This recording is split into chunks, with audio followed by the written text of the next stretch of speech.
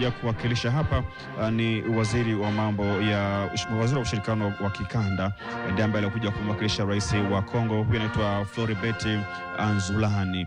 Lakini pia kwa upande wa Sudan Kusini, Semaya Kumba, waziri wa mambo ya nje, ndiye amekuja kumwakilisha rais Salva Kiir, na Justin Ngumva ni waziri mkuu huyu wa kule Rwanda, amekuja kumwakilisha rais wa kule nchini Rwanda. Kumbuka ni mkutano wa kawaida wa 25 wa wakuu wa nchi wa Jumuiya Afrika Mashariki kutoka hapa jijini Arusha, na tayari kabisa marais hawa wameshafika katika ukumbi huu ili kuendelea na ratiba ambazo zipo, na nikuambia kwamba ushirikiano wa kikanda unaimarishwa katika mkutano wa Jumuiya Afrika Mashariki umeenda na dira ya taifa ya maendeleo ya Tanzania 2025-50 ambayo inalenga kukuza uchumi kupitia ushirikiano wa kikanda na kimataifa. Lakini pia kupitia Jumuiya Afrika Mashariki, Tanzania na soko la bidhaa itakuwa inaweza kuchangamkia fursa katika soko la bidhaa mbalimbali kupitia nchi wanachama Jumuiya Afrika Mashariki, kutokana na ushirikiano ambao upo katika maeneo mbalimbali. Na ni mkutano ambao umeanza tangu majira ya asubuhi, na viongozi wamewasili katika maeneo haya, na wadau mbalimbali wameendelea kutoka katika mataifa mbalimbali, na pia wameshuhudia ama wamehudhuria katika mkutano huu ambao unakutanisha mataifa manane. Sasa tumsikilize mshereheshaji. Most welcome.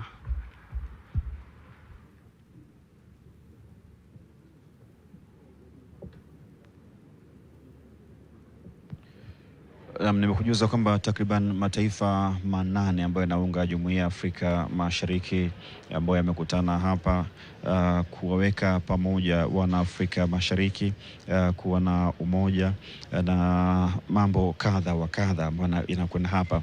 Lengo ni kuona namna ambavyo umoja unakuwa chachu ya kuwaleta pamoja wana Afrika Mashariki. Lakini kuna matukio kadha wa kadha ambayo yatafanyika kwa siku hii ya leo, ikiwemo kuna zawadi ambazo zitatolewa kwa washindi wa insha ambao waliandika watapewa zawadi na wakuu hawa wa nchi Afrika Mashariki.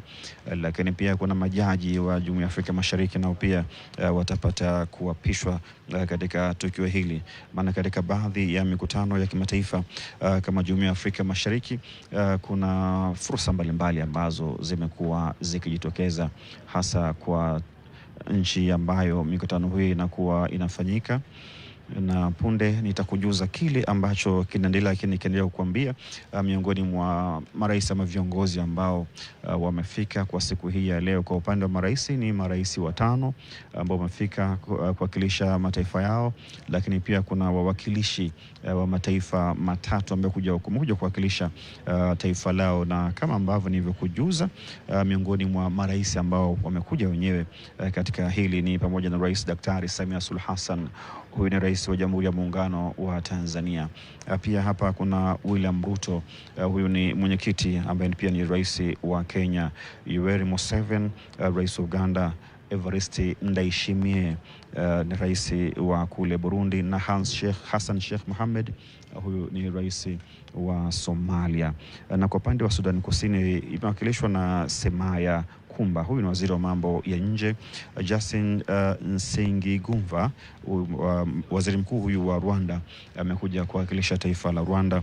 Na kule Congo DRC imewakilishwa na waziri Floribert Anzulani, huyu ni waziri wa ushirikiano wa kikanda.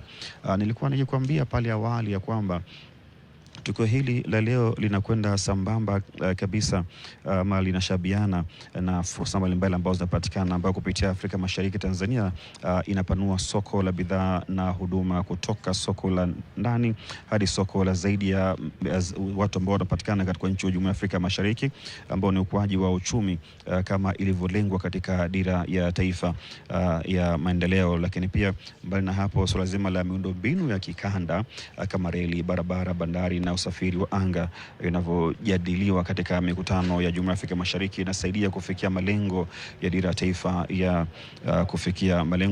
ya taifa ya kuwa na uchumi wa kisasa unaotegemea viwanda na biashara. Na unapokuwa unazungumzia viwanda na biashara, unazungumzia pia na fursa za ajira ambazo zitapatikana, kwa sababu swala zima la ajira imekuwa ni changamoto katika mataifa mbalimbali. Hivyo kupitia uwekezaji huu ama kupitia ajenda hii itakuwa itakuwa ni mojawapo ya kupunguza swala zima la upatikanaji wa ajira kwa nchi wanachama Jumuiya ya Afrika Mashariki.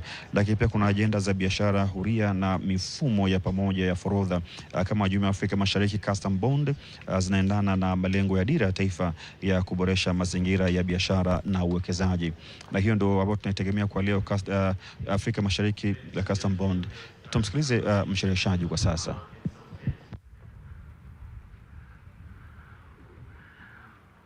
Our heads of state, the summit members, will request you to be upstanding. And now I hand over to my colleagues, Co-Master of Ceremony Florence, to go on. Thank you so much and welcome. Thank you so much, Dr. Joey. You've done us well.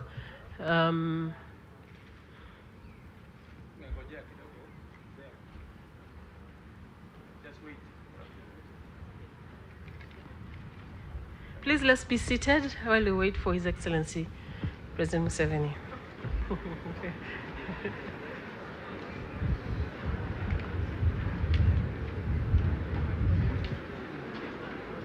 Ni matangazo mbashara kutoka hapa katika ukumbi wa mikutano wa kimataifa wa hapa jijini Arusha, ambapo ni mkutano wa kawaida wa 25 wakuu wa nchi wa Jumuiya ya Afrika Mashariki ambao unafanyika hapa hii leo ukiwa na ajenda mbalimbali.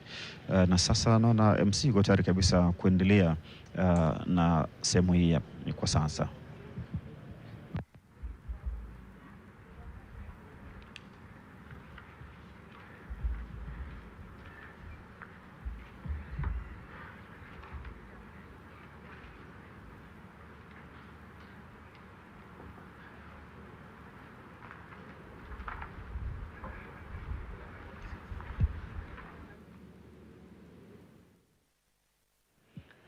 Viongozi mbalimbali ambao wamewasili katika mkutano huu, na nikwambia kwamba idadi ya watu ambao wametarajiwa kuhudhuria kwa siku hii ya leo ni watu zaidi ya 600. Miongoni mwao 400 ni wanajumuiya ya Afrika Mashariki, lakini zaidi ya 200 ni kutoka katika mataifa mengine ikiwemo wadau wa maendeleo ambao pia nao wamekuja katika mkutano huu muhimu kabisa kwa Jumuiya ya Afrika Mashariki. Lakini pia kwa hii leo nilikujuza kwamba kuna swala zima la kuapishwa kwa majaji wa Jumuiya ya Afrika Mashariki. Kutazama katika hili utawala wa kisheria na taasisi za kikanda kama Mahakama ya Haki za Afrika Mashariki unachangia utulivu na kisheria unaohitajika kwa uwekezaji na biashara, ambao ni msingi wa kufikia malengo ya malengo endelevu ya kitaifa, lakini pia malengo endelevu ya kikanda. Wanaonekana viongozi hapo, huyo waziri wa mambo ya nje wa Tanzania Mheshimiwa Mahmoud Thabit Kombo na viongozi wengine wakiwa katika maeneo haya, na hapa nasubiriwa Yoweri Museveni akija ili taratibu zaidi ratiba iweze kuanza. Na nikwambie tu kabisa ushiriki wa kikanda kama nchi kama wa kikanda ni injini katika swala zima la uchumi. Ushiriki wa kikanda kwa mataifa haya ni injini katika swala zima la uchumi, kwa sababu mfano kwa Tanzania ushiriki wake katika Jumuiya hii ya Afrika Mashariki unaimarisha ushirikiano wa kiuchumi na kisiasa katika ukanda wa Afrika Mashariki. Ushirikiano huu unasaidia kupanua masoko ya bidhaa na huduma za Tanzania. Utakumbuka kuna huduma mbalimbali ambazo zinapatikana nchini Tanzania, ama bidhaa mbalimbali ambazo zinapatikana hapa nchini Tanzania. Miongoni mwazo biashara inafanyika hapa, lakini pia kuna swala zima la kilimo miongoni mwa fursa ambazo zinapatikana kutokana na umoja huu. Taasisi za kikanda kama Mahakama ya Haki za Afrika Mashariki zinaimarisha utawala wa kisheria, lakini pia kuna swala zima la uhusiano na mambo mengine mengi ambayo yapo katika eneo hili ama katika ushirikiano huu ambao upo wa Jumuiya ya Afrika Mashariki. Matangazo haya unapata kutokea hapa jijini Arusha. Kwa upande wa television uko nami Maulid Kambale, lakini kwa upande wa radio yupo Betty Tesha akiendelea kukujuza mambo kadha yanayojiri kutoka katika eneo hili la ukumbi wa kimataifa wa mikutano wa hapa jijini Arusha. Nikwambie mkutano huu wa wakuu wa nchi Jumuiya ya Afrika Mashariki unafanyika hapa Arusha na ni mkutano wa kawaida kabisa wa 25, ambapo hii leo mwenyekiti mpya atapatikana, lakini pia katibu pia naye atapatikana, lakini pia unawaleta pamoja mataifa manane. Kauli mbiu ya mkutano ni kuimarisha ushirikiano wa kikanda ili kuboresha maisha ya wananchi wa Afrika Mashariki. Kauli mbiu ya mkutano huu ni kuimarisha ushirikiano wa kikanda ili kuboresha maisha ya wananchi wa Afrika Mashariki, na hiki ni chombo cha juu kabisa cha maamuzi ndani ya Jumuiya ya Afrika Mashariki, ambapo kuna ajenda mbalimbali ambazo nilikujuza pale awali. Kuna kuimarisha biashara na uchumi wa pamoja wa Jumuiya ya Afrika Mashariki. Pia kuna uzinduzi wa mfumo wa dhamana ya forodha ya kikanda, East Africa Custom Bond, ili kurahisisha usafirishaji wa bidhaa mipakani. Na awali wakati nazungumza na waziri mwenye dhamana ya biashara wa nchini Tanzania, alizungumza mengi na namna ambavyo wao tayari wameshajipanga kuhakikisha kwamba fursa ambazo zitapatikana kutokana na uzinduzi huu wa East Africa Custom Bond, Tanzania watakuwa wakizichangamkia na kuzitumia vilivyo.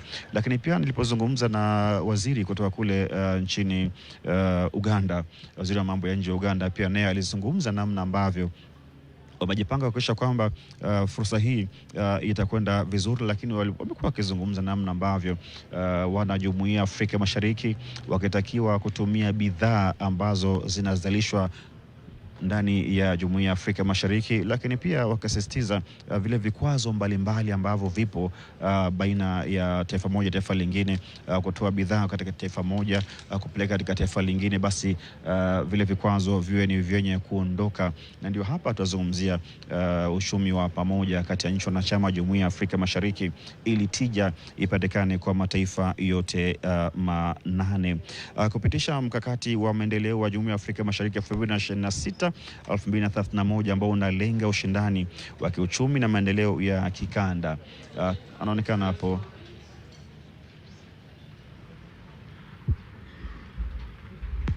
Museveni, huyo anaingia katika ukumbi huu, na kwa heshima ukumbi wote umesimama ili kutoa heshima kwa rais huyu ambaye ni rais wa Uganda. Huyo Museveni anafika naye kuhudhuria katika mkutano huu ambapo anatimiza idadi ya marais watano ambaye wamehudhuria. Tumsikilize mshereheshaji sasa.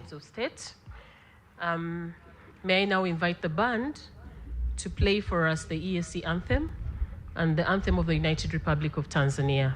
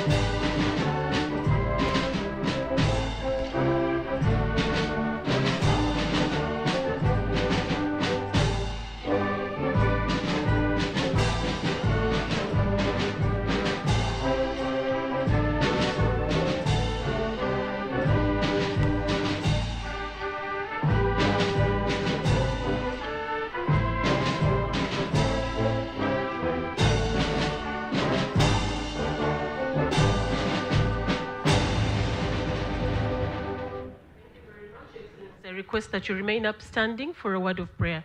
Director Ruth Simba, please come and give us a word of prayer.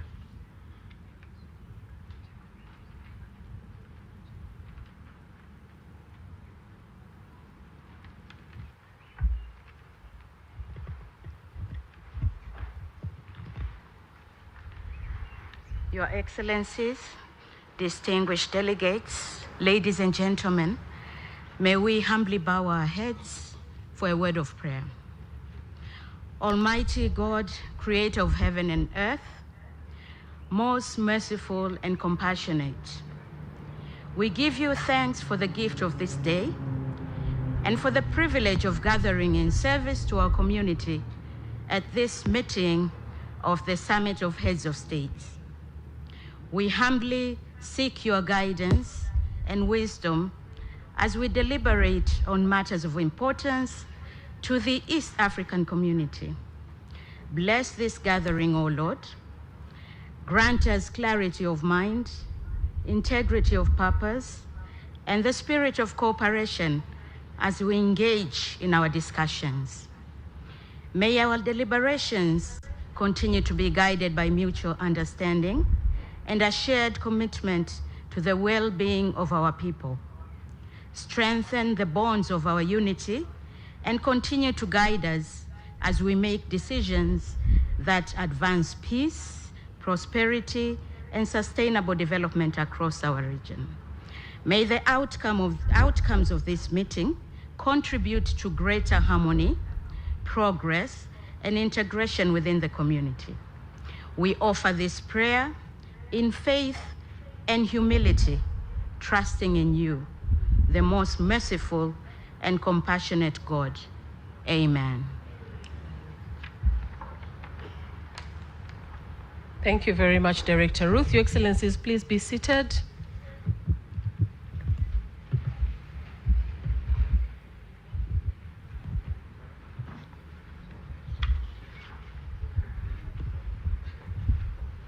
Your Excellency, Dr. William Samoei Ruto, President of the Republic of Kenya and Chairperson of the Summit of the EAC Heads of State.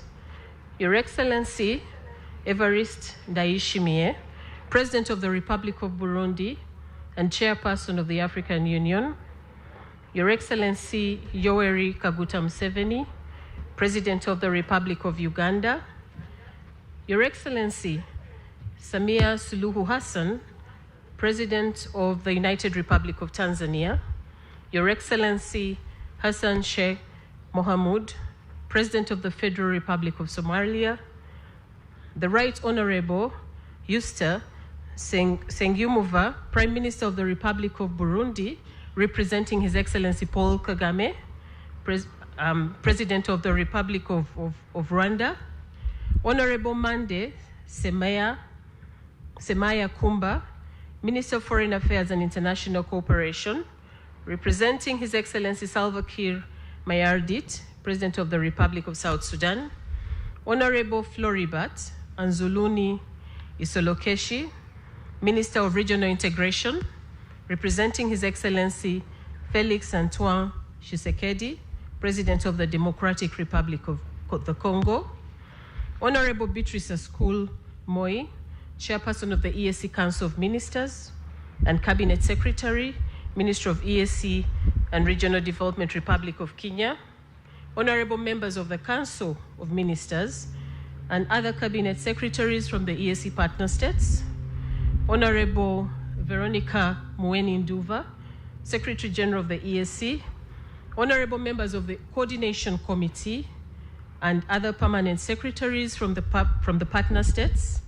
The Deputy Secretaries General, the Speaker of the East African Legislative Assembly, the Judge President of the East African Court of Justice, Mr. Amos Gabriel Makala, Regional Commissioner, Arusha, heads of EAC institutions, honorable members of the East African Legislative Assembly present, former Secretary Generals of the East African Community present here, the East African Business Council and other representatives of the business community and the private sector, members of the Diplomatic Corps, representatives of our development partners, distinguished guests, staff of the EAC organs and institutions, the media, invited guests, ladies and gentlemen. My name is Florence Ochago. I'm a principal legal officer of the community. And it's my pleasure this afternoon to direct the remaining bits of the program.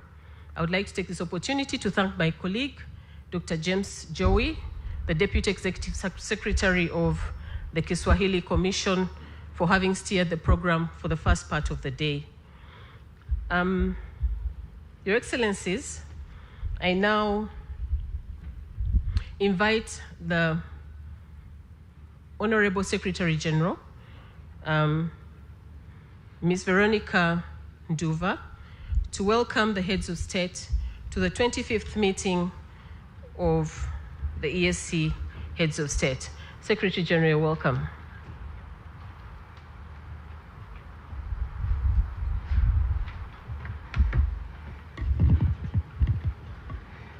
Thank you, Director of Ceremonies. Your Excellencies, it gives me great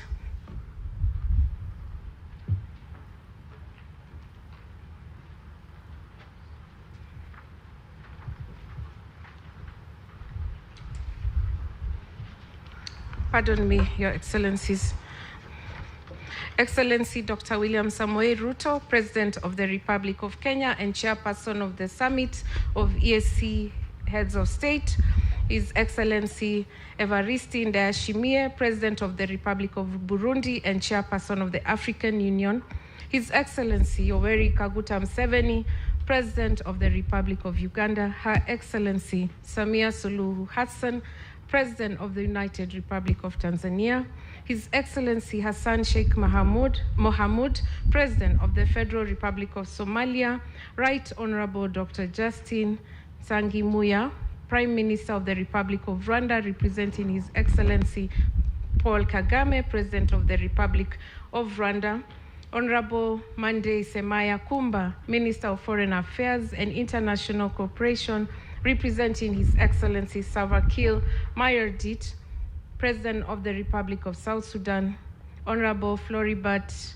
Anzuluni Isilo Kechi, Minister of Regional Integration, representing His Excellency Feli Antoine Tshisekedi, President of the Democratic Republic of the Congo, Honorable Beatrice Askul Moe, Chairperson of the East African Community Council of Ministers and Cabinet Secretary, Ministry of EAC, ASALS and Regional Development, Republic of Kenya, Honorable members of EAC Council of Ministers and other ministers, cabinet secretaries, attorney generals from the EAC partner states, Honorable members of Coordination Committee, Deputy Secretaries General, Speaker of the East Africa Legislative Assembly and the Judge President, East Africa Court of Justice, Mr. Amos Gabriel Makala, Regional Commissioner, heads of EAC institution, honorable members of YALA, former Secretaries General, all members of Diplomatic Corps, representatives of development partners, distinguished guests, staff of EAC organs and institutions, the media, invited guests, ladies and gentlemen, good afternoon. Your Excellencies, it gives me great pleasure to welcome you to the EAC headquarters here in Arusha, in the United Republic of Tanzania, for the 25th meeting of the Summit of the EAC Heads of State. Karibuni sana, waheshimiwa marais, Ramadan Karim, and happy International Women's Day tomorrow in advance.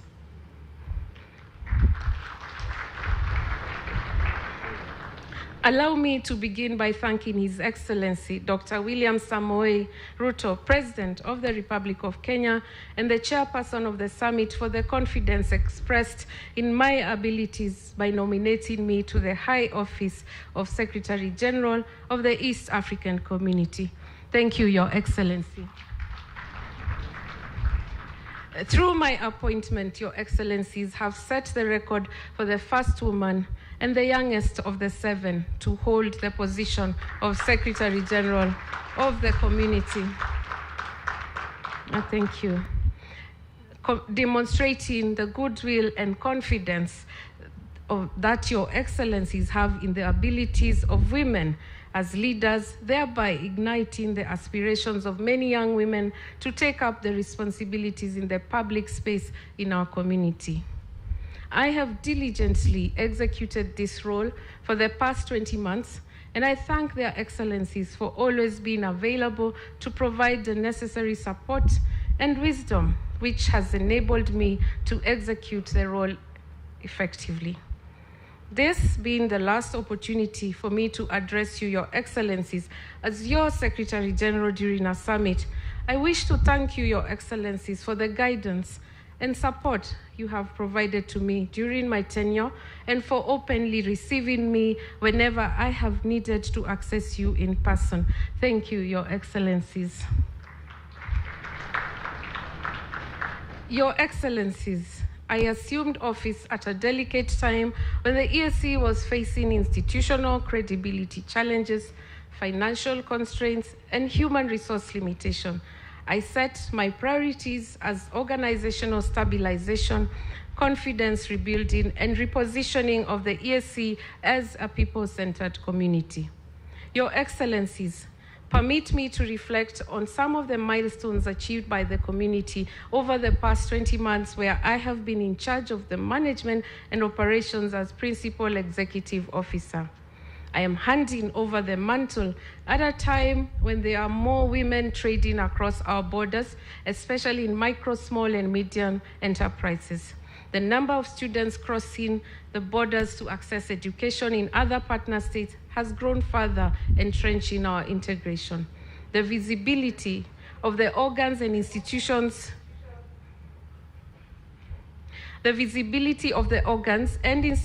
of the community has increased with deliberate efforts to broaden engagements to include the private sector, youth, women, students, and civil society in community discussions.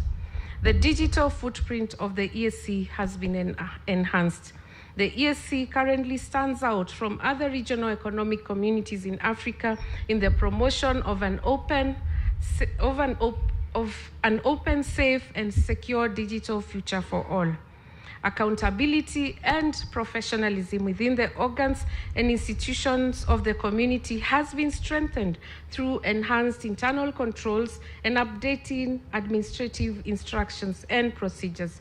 We have deliberately increased engagements with our development partners, resulting in increased technical and financial support to ESC programs and activities impacting our people. I take this opportunity to specifically thank the development partners who have continued to trust and who have continued to have trust and confidence in our capacity and have exercised true partnership by providing direct financial support to our organs and institutions. Your Excellencies, as I conclude, I would like to convey my deepest appreciation to the staff of the organs and institutions of the ESC, whose dedication and professionalism continues to drive the work of the community. I also wish to acknowledge the tireless efforts of the Council of Ministers, whose continued engagement and policy guidance has been instrumental in supporting the work of the community and advancing the regional agenda. Your Excellencies, despite the financial, operational, and geopolitical challenges that we have faced, I remain confident that the East African community remains strong, resilient, and firmly on course towards achieving the milestones and aspirations set out in the treaties. Your Excellencies, I wish you fruitful deliberations and look forward to renewed direction and impetus in the achievement of the objectives of the community. I wish to thank you for your kind attention. Asanteni sana. Thank you very much.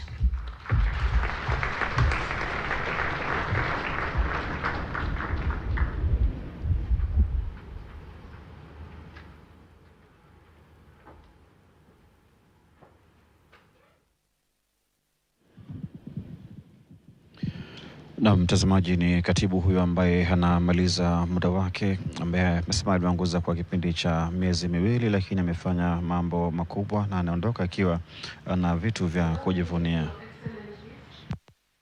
the outgoing chair of the summit to make his remarks.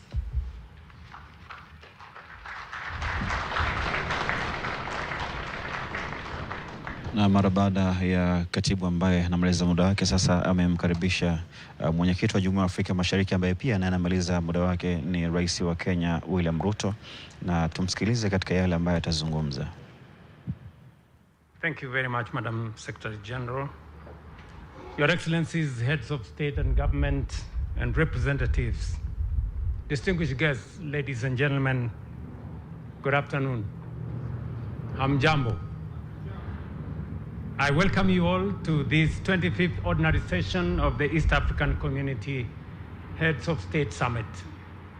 Let me begin by thanking you for entrusting me with the privilege of presiding over the affairs of our beloved community and serving as your chairperson since 30th November 2024. I am grateful to your Excellencies for the diligent and gracious support extended to me during my tenure. When I assumed this role, I committed to prioritize key deliverables to drive our integration agenda. These include enhancing peace, security, stability, and economic development in the region, increasing intra-EAC trade and investment, strengthening private sector engagement, and the involvement of MSMEs in driving economic transformation and accelerating the inclusion and the conclusion of the East African Community European Union Economic Partnership Agreement.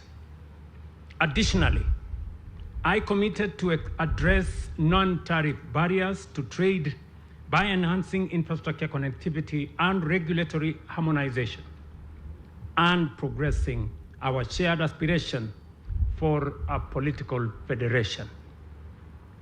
I am delighted to report that we have made significant progress on these key areas, and as a result, our community is marching forward towards an even more integrated and prosperous future.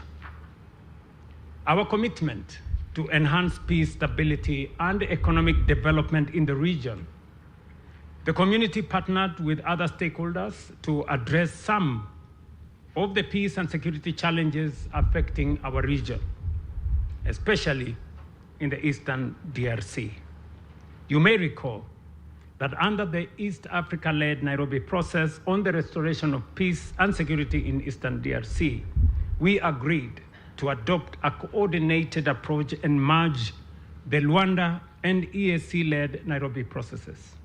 Subsequently, President Mnangagwa, the then chairperson of the Southern Africa Development Community, and I engaged several times on this matter, and I wish to confirm that the African process towards restoring peace and security in Eastern DRC is now fully under the leadership of the African Union.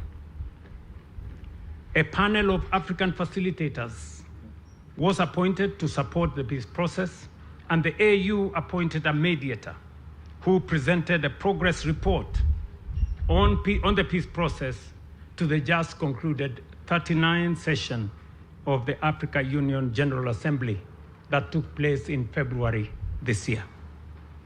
On our commitment to increase intra-EAC trade and investment, I am pleased to report that trade among partner states has continued to register positive growth, with the value of trade within the region rising by nearly 22% from US dollars 33 billion in 2024 to US dollars 40.3 billion in 2025.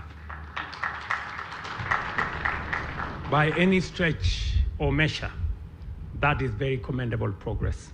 Exports from the region grew significantly by 32% to $19.6 billion, while imports rose more moderately by 13% to $20 billion.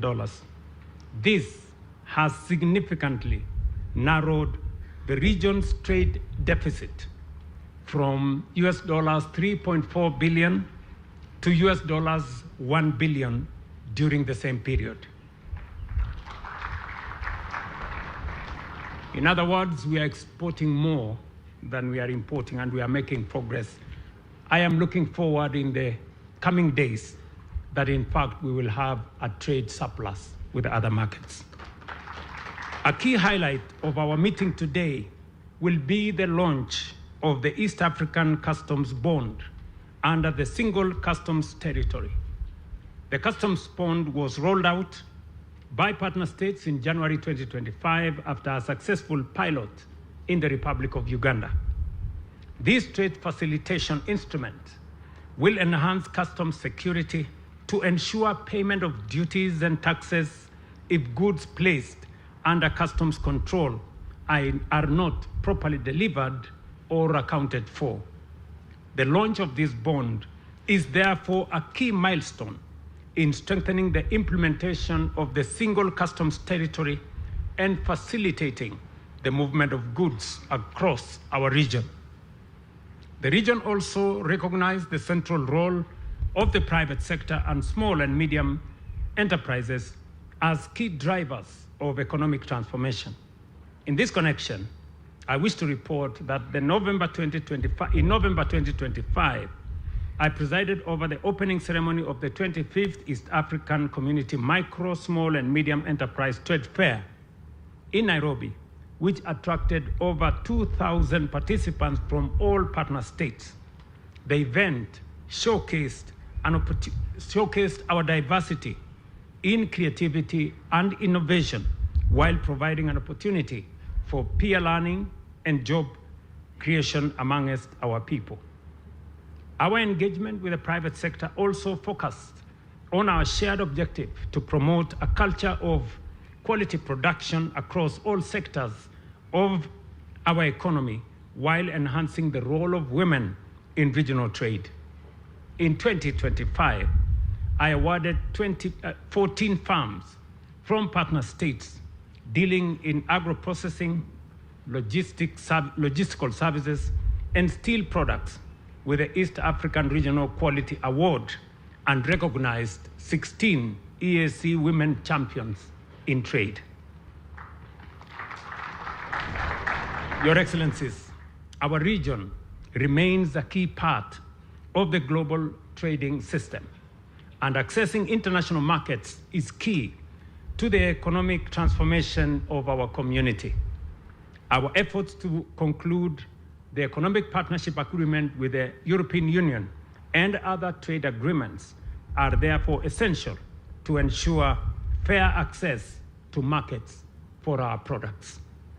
Since our last meeting, the Secretariat of EAC conducted a study among partner states between July and October last year to facilitate an in-depth analysis of the implication of the Economic Partnership Agreement with the European Union. I am happy to report that one of the key recommendations from the study is that there is strong consensus among all partner states to complete the EAC-EU Economic Partnership Agreement. The conclusion of this process will be a key milestone for export performance and supply capacity for our bloc. Ladies and gentlemen, a key obstacle to trade in our region is the ever-evolving non-tariff barriers that continue to hinder effective trade between and among partner states. Eliminating NTBs, enhancing infrastructure connectivity, and regulatory harmonization remain a key priority among my stewardship of the community. I am therefore pleased to inform you that our concerted efforts to eliminate non-tariff barriers have yielded results, with the number of reported barriers declining by about 56% from 61 NTBs in 2024 to 27 NTBs in 2025. I am sure that my successor is going to drive this effort into the future to ensure that we eliminate roadblocks and barriers to trade between our partner states. Further, It is encouraging to note that the community continues to harmonize regulatory frameworks to facilitate implementation of commitments under the customs union and the common market to support and enhance trade among partner states. As a result, partner states have developed procedures in sanitary and phytosanitary measures, compilation and dissemination of statistics, and common procedures for notification among partner states on national regulatory measures introduced by partner states. I am confident that once these procedures are adopted by the Council, they will further facilitate the fulfillment of our commitments. Significant implementation milestones have been achieved on key arteries, including feasibility study for the Nairobi-Nakuru-Mau Summit Highway in Kenya, the Kampala-Jinja and Jinja-Malaba-Busia-Kisumu Road corridors in Uganda, and the Morogoro-Chalinze section in Tanzania. A market-sounding conference for the Jinja-Malaba-Busia-Kisumu section was held in November 2025.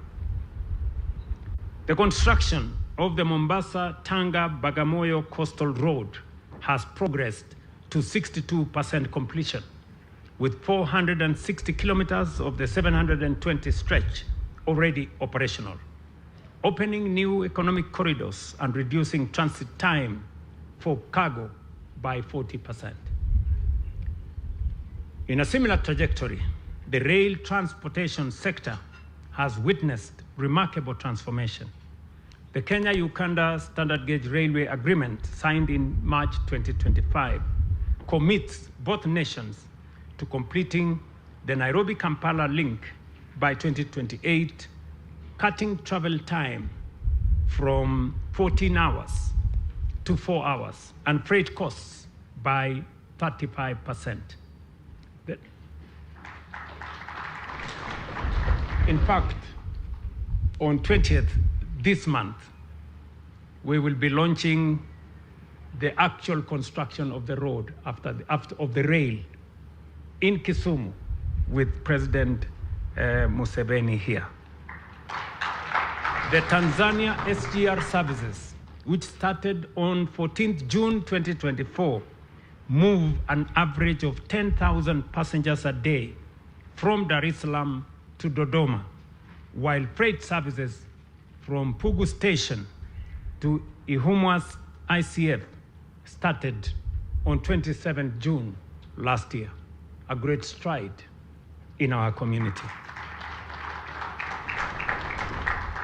On inland lake transportation, the Lake Victoria Transport Corridor has been revitalized through the commissioning of 6 locally constructed cargo vessels in the past 3 years, with a combined capacity of 3,500 tons, increasing cargo movement across the lake to 890,000 tons annually. Your Excellencies, on the services sector, regional tourism has experienced growth through our unified approach. The EAC participation in the Berlin International Tourism Bus in March 2025 as a single destination showcased our collective tourism potential to 10,000 international exhibitors and 160,000 visitors. In terms of people-to-people and intergovernmental cooperation, 3 partner states, Kenya, Uganda, and Tanzania, successfully hosted the African Nations Championships, CHAN, registering very remarkable progress. I am confident that we have set the tone, and with the investments we are making in sporting infrastructure, we are moving beyond our traditional athletics to competitive and commercialized sports and sporting value chains that will create jobs for our people. Our commitment to value chains in sports remains steadfast as we prepare again to jointly host the Africa Cup of Nations tournament next year. Your Excellencies, the community continues to make progress in advancing regional digital integration as a critical pillar of our economic transformation and the realization of the EAC's single digital market. In September 2025, the EAC adopted the United Nations Global Digital Compact, which promotes an open, safe, and secure digital future for all of us. In July 2025, the EAC joined the Artificial Intelligence for Good Impact Initiative, which seeks to drive meaningful change using AI technologies and telecommunications, advance global AI capacity, and provide a platform to democratize AI education and foster global capacity building. These steps are building blocks for a trusted, interoperable, and inclusive digital economy that supports trade, financial integration, innovation, and service delivery across our borders. Excellencies, looking ahead, there is need to explore new frontiers of cooperation that address the growing needs of our people. The community has the opportunity to leverage emerging technologies to drive economic transformation for our youthful population. A deliberate and strategic focus on development of integrated digital infrastructure, harmonization of ICT policies, and promotion of digital literacy across the region can leapfrog the development of our region by connecting business and governments while creating immense opportunities for our people. Consolidating value addition in textile also presents immediate opportunities. The EAC must harmonize textile standards, provide resources for ginning and spinning factories, and jointly market EAC textile to global buyers. The European, Asian, and African markets offer combined opportunities worth $6.8 billion annually if we position ourselves strategically. Ladies and gentlemen, the achievements we have recorded over the past year demonstrate that the EAC is capable of delivering transformative change when we work together with unity of purpose and clarity of vision. While we celebrate these achievements, we must acknowledge persistent challenges that require our collective resolve and action. Delayed and non-remittance of statutory contributions to the EAC budget continue to hamper our ability to implement development projects and fulfill our collective commitment. This challenge heavily undermines our financial sustainability, viability, and capability as a regional organization capable of delivering on our promises to our citizens. It is therefore our noble duty to honor our respective financial obligations to the community promptly, to build a resilient, credible, and fully equipped community capable of delivering on our aspirations. Let me report that this morning we made in this summit some very consequential decisions. This morning we took the decision that going forward to make contributions to this community fair and equitable. The countries that have bigger economies and benefit more from the community should pay more. And therefore, we have agreed to change the contribution formula from a contribution that every country contributes equally. We have improved what was suggested by our Council of Ministers. They had recommended 65% equally and 35% through assessed contribution. And we have made the decision that the contributions will be 50% equally and 50% by assessed contribution. That way, countries that have bigger economies and benefit more from the community will pay more. And those that have smaller economies and does not benefit as much will pay equitably. So we have also taken the decision this morning that to alleviate the burden on countries that have arrears, we have also agreed that the community will waive 50% of the arrears, and the 50% remaining should be paid within 2 years. We have also agreed on some consequential decisions on how to run the affairs of our community, because the statute that established the community was formatted when we had only 3 countries, and there was no need for a quorum. It is increasingly becoming difficult to get consensus of all countries now that we are 8 and counting. We have therefore taken the decision that decisions of the community will be made by consensus or by 65% of members.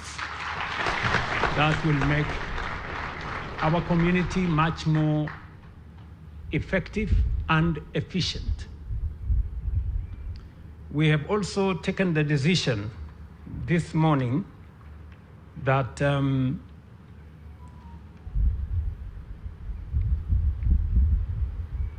members of our East African Legislative Assembly representing different countries who today spend almost 30% of the budget of EAC, from the next parliament, after next year, after the new parliament, the new EAC, East African Legislative Assembly Parliament, the salaries of members of parliament will be paid by their respective parliaments.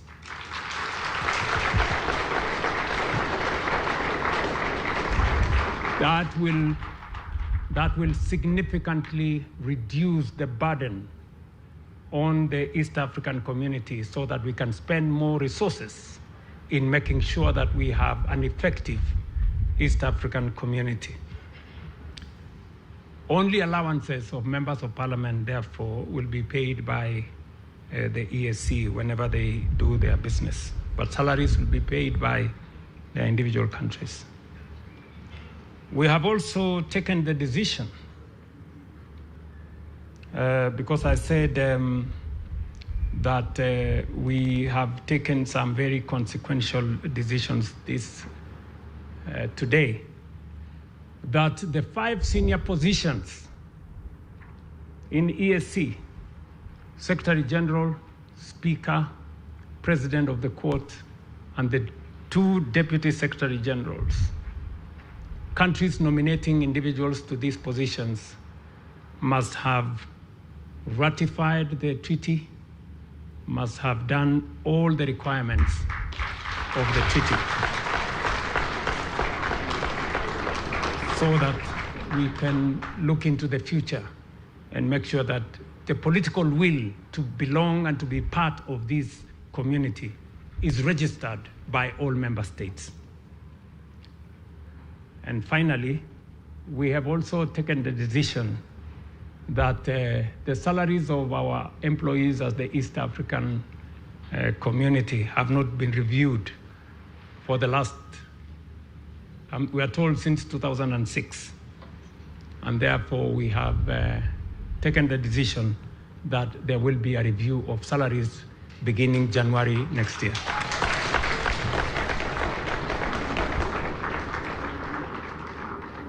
And we have given one assignment.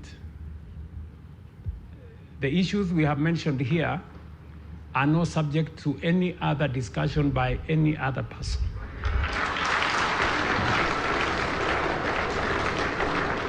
They are the decision. They are the decisions of the summit. There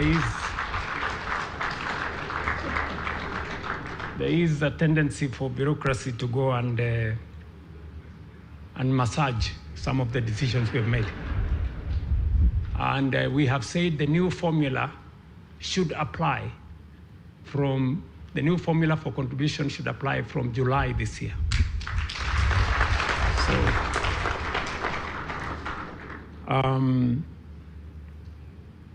we have given one assignment to our Council of Ministers. Now that the contribution structure has been made fairer and easier for countries to attain their obligations, going into the future, we need to agree on those who are suggesting, countries, partner states that are suggesting nominations for senior positions. They must be up to date with all their obligations for them to be able to make those suggestions. Ladies and gentlemen, I have really enjoyed working with many actors, especially my colleagues, heads of state, on these very serious matters. I have applied my mind to it. We have had consultations and discussions with my colleagues, and I want to thank them for their immense contribution and support. As I hand over the chairmanship of the EAC Summit, I take this opportunity to register my sincere appreciation to all members of the Summit of the EAC Heads of State for the goodwill and cooperation extended to me and to the Republic of Kenya since 30th November 2024, when I assumed the position as chair of the EAC. I also wish to commend the Council of Ministers for their dedication and excellent work that they have done to further the integration of our region. I also express my appreciation to the staff of the community for the role they continue to play in steering the EAC to greater heights. In particular, I congratulate the Secretary General, Veronica Nduva, for successfully steering and realigning the community over the 20 months that she has been in charge. In the same vein, I wish to congratulate the newly appointed Secretary General, who will be named shortly, as you take up the mantle. We are counting on you to build on the efforts of your predecessors and take the community to the next level. Finally, I wish the incoming chair great success as they steer the community towards the realization of our common vision of a prosperous East African region. I thank you.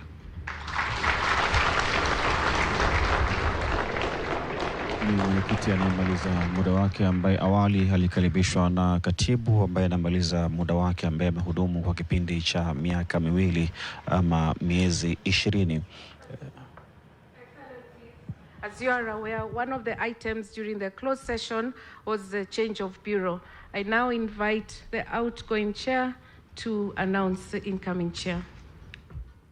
Your Excellencies, invited guests, all protocols observed. Article 12.2 of the treaty provides that the office of the chairperson is held in rotation for a year. During the closed session of the summit, the heads of state have decided that the Republic of Uganda assumes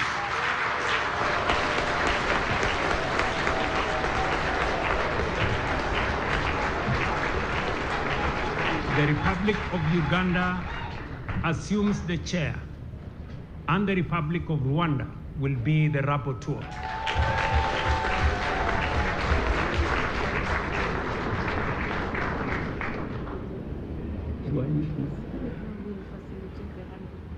Okay. So I think we will now facilitate the handover so that Excellencies, incoming chair and outgoing chair, this is the time to do the official handover. You will hand over the gavel to the incoming chair, and the chair of the EAC Summit of Heads of State, His Excellency Yoweri Kaguta Museveni, will assume the position of the chair. Congratulations, Your Excellency.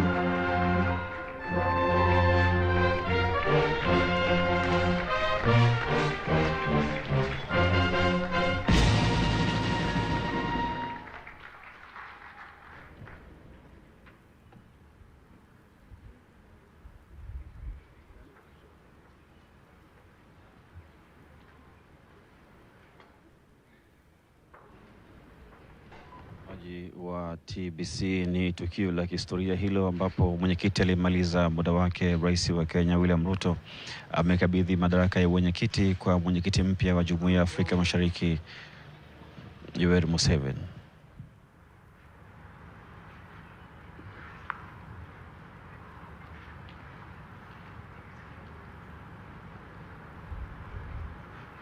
Excellencies, good afternoon. I'm honored to warmly welcome you to this plenary session of the 25th Ordinary Summit of the EAC.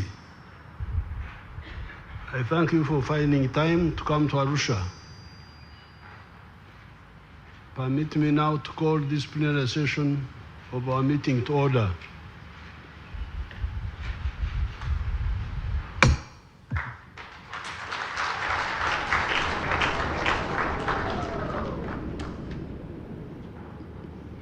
Secretary General, please confirm that all members of the summit are here or represented. Thank you, Honorable Chair. With the presence, according to our rules of procedure of the conduct of the meeting, with the presence of the Republic of Kenya, the Republic of Burundi, the Republic of Uganda, the United Republic of Tanzania, the Federal Republic of Somalia, the Republic of Rwanda, the Republic of South Sudan, and the Republic of the Democratic Republic of the Congo, I hereby wish to confirm that the Bureau is constituted. Excellencies, the provisional agenda was circulated before the meeting. Are there any objections to the adoption of the agenda?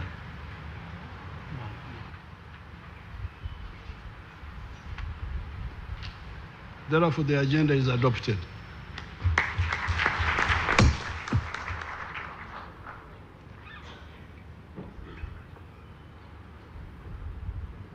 Before we commence the substantive business, I would like to thank Her Excellency Mama Samia Suluhu Hassan for the hospitality extended to all delegations since we arrived in Arusha.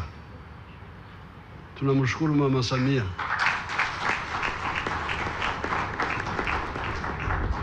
Kwa kutupokea vizuri. Secondly, I want to thank the outgoing chairperson, His Excellency William Ruto, for ably steering the community over the past 1 year.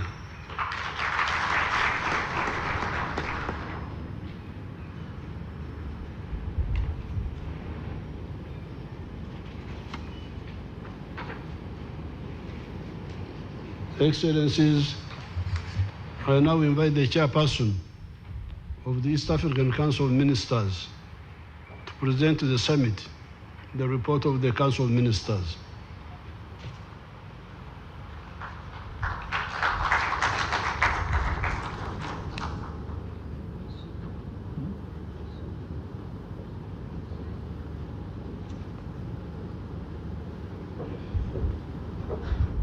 Mwenyekiti mpya Yoweri Museveni amemkaribisha mwenyekiti wa baraza la mawaziri kuwasilisha taarifa, lakini awali ametoa kongole ama pongezi na shukrani kwa rais wa Tanzania Dr. Samia Suluhu Hassan kwa mapokezi yaliyo mazuri. Na sasa tumsikilize mwenyekiti wa baraza la mawaziri.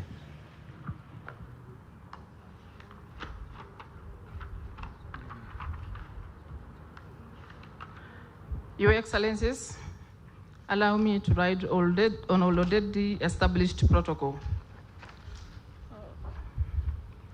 Your Excellencies, allow me on behalf of the Council of Ministers to express sincere appreciation for your continued leadership, guidance, and commitment to the East Africa Community Integration Agenda. Your support remains central to the progress and achievements recorded by the community. Your Excellencies, the theme of this 25th Ordinary Summit of the East Africa Head of States is deepening integration for improved livelihoods of East Africa community citizens. It reflects a community commitment to strengthening regional integration as a pathway to enhance economic opportunities, promote sustainable development, and improve the quality of life of the people of East Africa. Your Excellencies, it is my honor to present the report of the Council for the period 30th November 2024 to 31st December 2025, highlighting key progress made in advancing the objectives of the community under the pillars of custom union, common market, monetary union, and political federation. Under the custom union pillar, the region recorded notable growth in trade. Total international mechanisms and mechanized trade increased from $33 billion in the third quarter of 2024 to $40.3 billion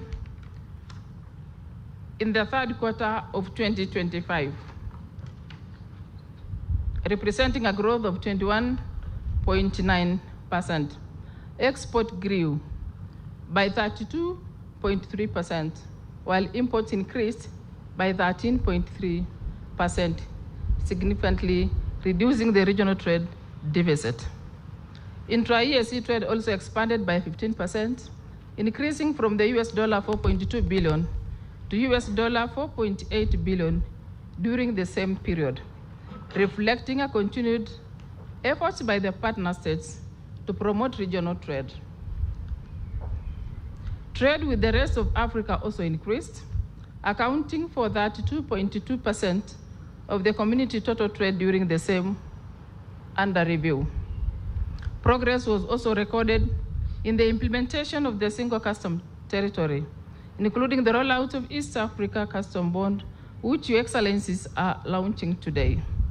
Once fully operational, the regional bond system is expected to release close to $2 billion in previously tied up working capital, while significantly reducing administrative costs associated with multiple national bond regimes. This will reduce the cost of doing business and enhance efficiency in regional trade. Efforts to eliminate non-tariff barriers also continued through established regional mechanisms, which resulted into elimination of 35 reported NTBs. At the regional and continental level, the community continued to strengthen its engagement in broader trade integration initiatives. The EAC assumed the chairmanship of the COMESA EAC ZADC tripartite task force and is currently leading preparations for the tripartite summit, which will be hosted by East Africa Community Kenya later this year. Your Excellencies, under the common market pillar, the community continued to implement programs to strengthen enterprise development, improve the investment climate, and promote regional connectivity. The 25th EAC Macro Small Media Enterprise Trade Fair, held in Nairobi from 5th to 16th November 2025, brought together over 2,000 exhibitors from across their partner states, creating significant opportunities for cross-border trade and enterprise partnership. To improve the regional investment climate, the community adopted the East Africa Community Principles of Harmonization of Investment Laws to guide partner states in aligning their national investment frameworks. In the aviation sector, the community inaugurated the East Africa Center for Aviation Medicine in Nairobi in collaboration with the Kenya Civil Aviation Authority. The center will provide standardization regional aeromedical medical oversight training. The community also unveiled the new regional tourism brand, Visit East Africa, Feel the Vibe, to the international market during the International Tourism Boas in Benin in March 2025. The initiative seeks to promote EAC as a single tourism destination and increase international tourist arrivals. In addition, the community developed a regional framework on pandemic prevention, preparedness, and response aimed at strengthening public health resilience across the partner states. Your Excellencies, under the Monetary Union pillar, the community continued implementing the revised roadmap towards the establishment of East Africa Monetary Union. The community also adopted a framework for coordination of monetary and fiscal policies as an EAC cross-border payment system master plan to guide modernization and integration of payment systems across the region. Your Excellencies, under the political federation pillar, the community has continued to engage in stakeholders consultations on the draft constitution of the EAC political confederation. The community also remained actively engaged in supporting regional peace and security initiatives, including the EAC-led Nairobi process for peace in Eastern DRC. Your Excellencies, the community has also finalized the 7th EAC development strategy for the period 2026-2027 to 2030-2031, which Your Excellencies will be launching during this summit. The strategy is anchored on the vision of attaining an integrated, stable, and resilient EAC that ensures shared prosperity for all East Africans. Your Excellencies will also recall the continued involvement of the youth in the integration process through the EAC Secondary School essay writing competition. During this summit, Your Excellencies will recognize and award the regional winners of 2024 competition. The Council commends these students for their creativity, dedication, and the thoughtful contributions towards the advancing the ideals of EAC integration among the youth. Your Excellencies, allow me to express appreciation to my colleagues, the members of the Council, the Secretary General, the Speaker of the East Africa Legislative Assembly, the Judge President of the East Africa Court of Justice, and the staff of the community organs and institutions for their continued dedication to advancing the EAC integration agenda. Your Excellencies, the details of what the community has achieved during the period under review are contained in the report of the Council to the summit, which has been submitted to you, Your Excellencies. I thank you so much for your attention.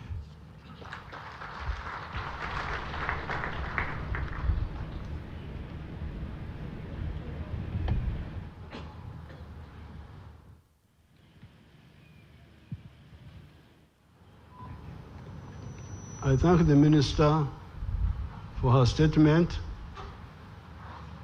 Excellencies, I now invite you to make comments, if any, on the report of the Council. Any comment? No comment. So the report is adopted.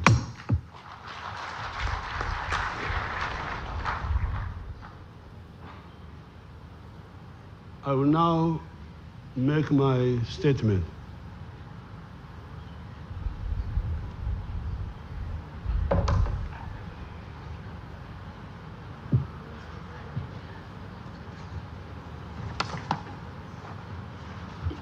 Your Excellencies, heads of state of the East African Community, the delegation leaders, the Secretary General, members of the Diplomatic Corps, ladies and gentlemen, greetings from the people of Uganda. Thanks for electing me to chair the East African Community Authority for the next 1 year. At this point in history, and given my 65 years of either watching closely or being right in the center of events on our much troubled continent, I feel compelled to use this occasion to bring up the issue of Okonesa, Okufubia, miscooking the African Revolution. Okonesa, Kufubia in our languages of the lakes, is a process where the food is not properly or consistently cooked by not applying the necessary heat for the necessary duration, and it ends up being undercooked. Kukona, kufuba. I don't know how they say it in Swahili. You give me the Swahili word. The food does not kusia. Kusia is our word there, meaning kuiva. Chakula haiwivi vizuri. The food does not get properly cooked. It becomes a mkone. A mkone is the food which is undercooked and you cannot sort it out. It then becomes difficult to cook properly because the insufficient heat initially applied has cooked the food in the wrong direction. The option then is to throw away that food and cook another quantity of food. I have attached a note to this speech from our scientists describing this process, which we, the Nchi, simply call Konesa, Kufubia, but it's actually science. It is actually science. By 1900, the whole of the African continent had been colonized, except for Ethiopia, which had defeated the Italian imperialists in 1896 at Adowa. This was squarely the fault of the African chiefs and kings who had watched the slow encroachment of these European invaders right from the time when the Ottoman Turks captured Constantinople, Istanbul, in 1453, closing the overland route to Asia for Europe, pioneered by Marco Polo around the years 1271 to 1295.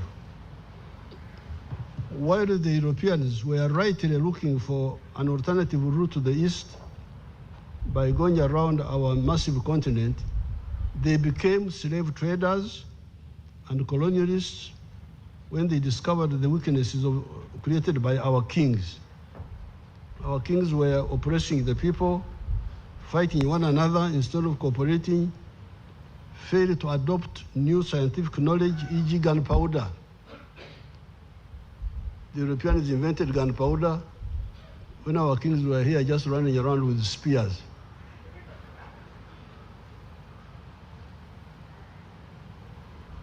Many of the kings participated in the slave trade, selling our people.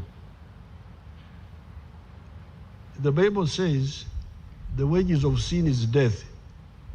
It says in the book of the Romans, chapter 6, verse 23. And somewhere else the Bible says, whatever a man sows, that's what he reaps. It says in the book of the Galatians, chapter 6, verse 7 to 8. By 1900, all those African kings were either dead or captured or had capitulated to subservience. They had squandered the time when they could have done the necessary changes to immunize us against domination. Ever since 1498, when Vasco da Gama passed by the East African coast, here in Zanzibar, Mombasa, attacked Mombasa. Vasco da Gama actually attacked Mombasa and continued to India. It was a whole 402 years wasted. Those kings wasted 402 years. No scientific innovation, no unit among themselves, etc. They paid for their mistakes. Kawaida, our kings there in Uganda, Mwanga, Chetwayo, the one in South Africa, even here Mkwawa, I don't know whether he was captured or what. He tried to fight, etc. were either dead or captured. Unfortunately, the whole of Africa also paid for having slaves torn away from their country, freedom hijacked, resources stolen, etc. Africa, by 1900, was facing a catastrophe. Some of the people that were colonized in Latin America, North America, Australia, were exterminated, or only very few of them are still surviving, and their lands were taken over by other people. However, while the leadership of Africa has been problematic for centuries, the populations are tough, hardworking, and wealth creators for millennia. Unlike the American Indians or Aboriginal Australians, we died during the colonial aggression, but did not perish. Our cattle, goats, sheep, chicken, etc., that stay with us in our hearts, had long vaccinated us against the deadly zoonotic diseases between man and animals that had exterminated the other indigenous peoples. That gave opportunity for new and more potent forces to emerge and become the vanguard of the African resistance. Who were these who resisted? There were two clusters initially.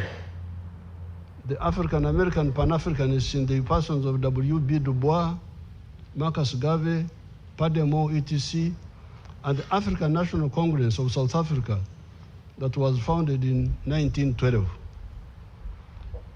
The Historical Commission now for the Black race and the other colonized peoples was liberation against imperialists through the worldwide anti-colonial movement. In the case of Africa, the historical missions were liberation, ukombozi, uhuru, modernization, creation of prosperity, and provision of strategic security against all threats. How were we to achieve this? Uhuru na umoja, freedom and unity. Unity, freedom would enable us to control our destiny again. Umoja would enable us to address the issue of prosperity and strategic security. How was prosperity to be achieved, and how is it achieved in other countries? With modern economics, prosperity is achieved through the production and sale of the goods or services that one is capable of producing. To sell, however, you need markets. Producers need buyers to succeed. Producers need buyers to succeed. The more buyers you have, the more prosperous you become. This is where economic integration of East Africa and the whole of Africa comes in. If we do not work on this seriously and without wasting time, we betray our people. We connoisseur the African Revolution, miscooking it. The next question is the issue of strategic security against all possible threats. If we do not understand that, we again betray Africa. Strategic security can only come, in my view, from political integration. Why?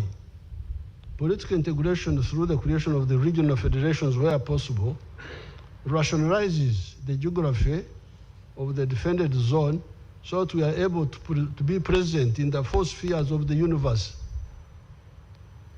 Four spheres of the universe: land defenses, air defenses, defenses at sea, the Navy, and defenses in space. Apart from rationalizing the geography of the defended area, you need necessary muscle, size of land, natural resources, and population. As we speak today, only 4 countries have been to the moon. These are the USA, China, Russia, and India. There are a number of highly developed countries, but they have not been able to land on the moon. They are still here with us also.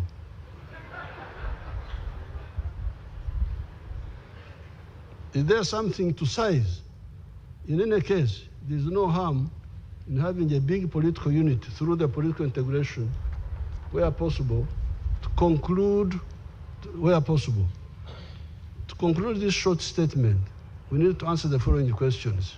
These are: if we do not create a big market, how do we intend to encourage and support the wealth creators in the respective countries? If we do not create a big and reliable market for our wealth creators, how do businesses expand to produce more products, create more jobs, and pay more taxes? The answer is, if we are not able, the other question is, if you are not able to operate in the 4 spheres, land, air, sea, and space, how do we hope to guarantee our strategic security? Somebody is on the moon looking at you, you don't see him, how do you protect yourself?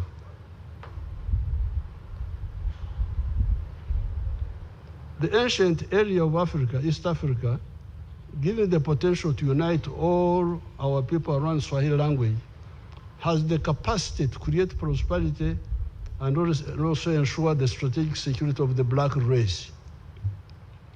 Historically speaking, if we use the dedication to the 4 historical missions, we discover that the patriots that fulfilled their mandate were Mwalimu Nyerere, Sheikh Aman Abed Karume, Sekou Toure, Nkrumah, and Modibo Keita. Of these efforts, it's only Tanzania that has sustained the success of economic and political integration. We must salute Tanzania. They are a shining example. Even the struggle for Uhuru liberation was not easy because we had collaborators. However, mainly because of the combination of the African resistance, ANC of South Africa, the Mau Mau in Kenya, etc., the global anti-colonial movement in Asia and Latin America, the emergence of the socialist camp following the victories of the communists in Russia and China, and the imperialists weakening themselves with their inter-imperialist wars of 1914, 1918, 1939, 1945. By 1963, a total of 36 countries had got independence in Africa. There was, however, another 20 or so where the imperialists were determined not to surrender. These were Mozambique, Zimbabwe, Angola, Namibia, etc. Some of the countries were on the road to independence, e.g. Kenya and Zambia, but not the others. Little Portugal was saying that Mozambique, Angola, Guinea-Bissau, etc. were not colonies, but overseas provinces of Portugal. In quotes, imagine, Little Portugal was saying that Mozambique is an overseas province of Portugal. And that the black Africans can become black Portuguese, assimilados, by forgetting their culture. While at the OAU conference of 1963 in Addis Ababa, Africa had declared that the whole Africa must be free either by peace or by war, it was only a few countries led by Tanzania under the leadership of Mwalimu that really stood by the freedom fighters. Others were Zambia, Botswana, Guinea-Conakry, Algeria, Ghana under Nkrumah, and Egypt under Nasser. On account of the resistance movements, support of these Pan-Africanists, the socialist countries, and some democratic groups in the West, by 1994, the whole of Africa was free with the majority rule in South Africa. So by 1994, we had spent a whole century trying to liberate Africa from these invaders. And the last country to be free was South Africa in 1994. I'm glad to say that although the revolutionaries in Uganda arrived on the scene late, from 1989, we were able to give serious support to the ANC of South Africa and the PSC in the form of military training, logistics, educational opportunities, etc. Africa had therefore, as the century of shame for African continent, where the whole of it had been colonized and a half a millennium of plunder by the European and Arabs with the slave trade, come to an end, become free. Africa had become free. Uhuru, freedom had come. The question was, where is Umoja? Because you remember, it was Uhuru na Umoja. Uhuru came. Now the question was, where is Umoja? Umoja for economic prosperity through economic integration in order to create big markets to support the efforts of the African wealth creators, and Umoja for political integration where possible to create strategic security for the black race on land, in the air, at sea, and in space. Yes, some of the efforts for economic integration have moved. I worked with Mzee Moi, Mzee Mwinyi, Mzee Mkapa to revive the East African community. You remember this community had broken up. So when we came into government, immediately we started working with Mzee Moi, Mzee Mwinyi, later on Mkapa. We brought it back, 1999. I salute Rwanda, Burundi, South Sudan, Somalia, and the Democratic Republic of Congo for joining the East African community. Let us fully implement the charter of the East African community and the roadmap, as His Excellency Mr. President Ruto was reporting. How about COMESA and the CFTA, the Continental Free Trade Area? Some actors seem to treat this integration as optional. In my view, I have always heard that it is mandatory to unite or risk perpetual marginalization. How about political integration? In the case of East Africa, we the Pan-Africanists have never relented. Ever since the student days in the 1960s, we have been struggling for that integration, supporting our elder Pan-Africanists, Mwalimu Nyerere, Abeid Karume, Kenneth Kaunda, Arap Moi, etc. With Mzee Kibaki, Mzee Mkapa, Prince Kagame, Prince Nkurunziza, we called for the fast tracking of the federation in the year 2014. However, on account of the awkwardness of the African Revolution, seeing what is happening in much of Africa, instead of Uhuru na Umoja, in many countries, in many areas, we have got Uhuru na Uhasama. Is it Uhasama? Uhasama is correct. Discord. Discord. Yeah. Mnaona Kiswahili changu? Msinichezee.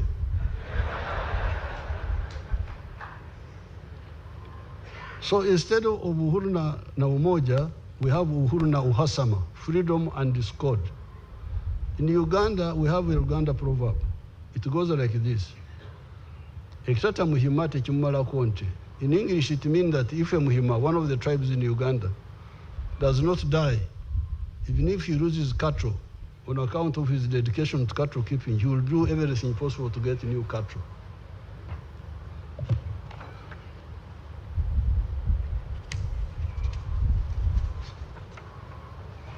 Africa is still there. Although we have lost opportunities, but we can catch up. What is the consequence of Uhuru na Uhasama? Uhuru na Uhasama instead of Uhuru na Umoja. Economic stagnation and the suffering of the populations. What is generating the migration of the African youth that are dying in the Mediterranean Sea going to Europe? It is the narrowness of the money economy of Africa that does not create necessary jobs. One of the consequences of not fully integrating our markets, investors get frustrated when they cannot export within even the East African community.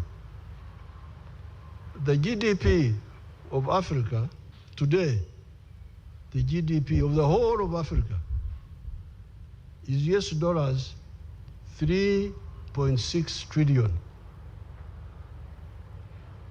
The whole of Africa, Africa yote. The GDP is 3.6 trillion. That of the USA is US dollars 31.82 trillion. The GDP of USA is bigger than the one of Africa, more than 10 times. China is now 20.6 trillion. India is US dollars 4.18 trillion. Even little South Korea has got a GDP of US dollars 1.86 trillion. One may ask, why does the little South Korea have the that GDP size? One factor is that South Korea, because of the Cold War politics, benefited a lot from the USA market. However, in our Luganda language we say, Omugo oguli kumulirano chegobango. The stick in the neighbor's house will not help you to scare away the leopard. If the leopard comes to attack you, you are not going to say, I get a stick from the neighbor to chase the leopard. You must have your own stick in your own house. You need your own stick in your own house. You have seen Mr. Trump recently threatening tariffs on South Korea and others. The question we need to ask is, does size of the domestic market matter in terms of attracting investments, domestic or foreign? Because we have got economists, professors, what have you, they are very, very, but I think the size of the market matters. The size of your market matters. Why? China opened up its economy in 1978, when many of the African countries were already under the pastoralism of the World Bank and the IMF, were already investing, implementing structural adjustment, all those things, etc. The Chinese are still communists. Chinese are communists. Yesterday, today, tomorrow. Yet the economy has attracted US dollars 2.7 trillion from outside since 1978. While the whole of Africa has attracted US dollars 1.8 trillion. The GDP of China in 1978 was US dollars 149 billion. 149 billion, that's what it was in 1978, the GDP of China. It is now US dollars 20.6 trillion. India opened up in the year 1991. Since that time, it has attracted US dollars 1.2 trillion in foreign investments. By that time, the GDP of India was US dollars 270 billion, small. India's GDP is now US dollars 4.18 trillion. The three richest countries in the world today are all big countries, big land mass and big population. While we look for foreign markets, the reliable core market is the internal one. It is guaranteed. The richest countries are the USA, China, and India. I appeal to the youth of East Africa, of Africa, to go back to Uhuru na Umoja. Recently, I met some Gen Z from Kenya. They came to Uganda. that they are experts in organizing riots.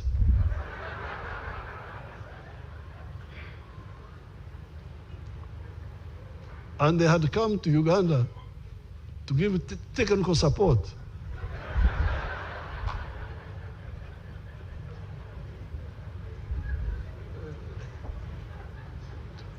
To the Ugandan Gen Z, how to riot. But some among the Ugandans said, but you people, why don't we go and see this old man? So these children came. The ones from Uganda and from Kenya, they came. Said, we are experts in riots. I said, okay, I can join you. But what are we rioting for? They said corruption, what? I said, okay, but even if there was no corruption, if you don't address the issues of structure, if you have got a small market, even if there's no corruption, how will the economy expand? So I said, why don't you go and talk about East African issues? So I told His Excellency, I am here with your Gen Z. So I gave them some transport and they went back.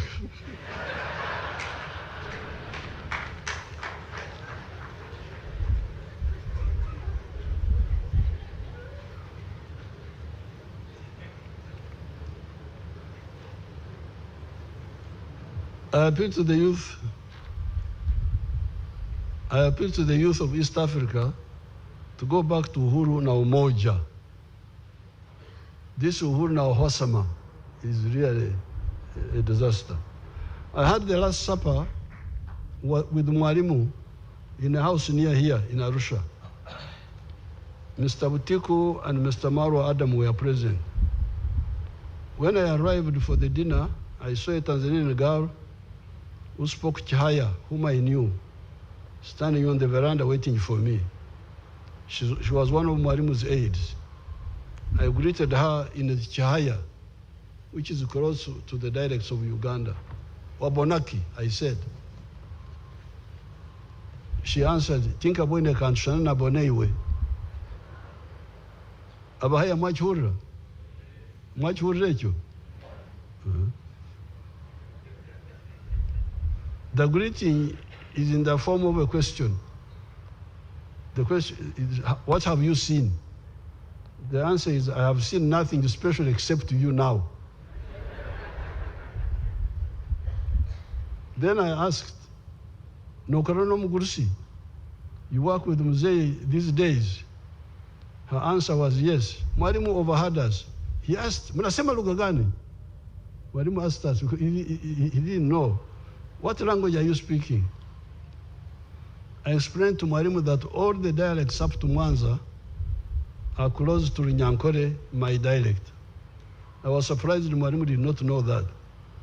Even the Kisukuma, Chinyamwezi, and other dialects in Tanzania, Rwanda, Burundi, Kenya, DRC, are close to the dialects of Uganda. Swahili contains a lot of words from the dialects of Bara kule kwetu, huko ndani, inland Africa. What God has put together, man shall not put asunder. It says in the book of Mark, chapter 10, verse 9.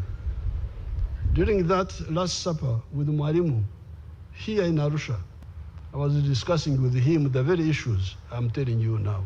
God bless you.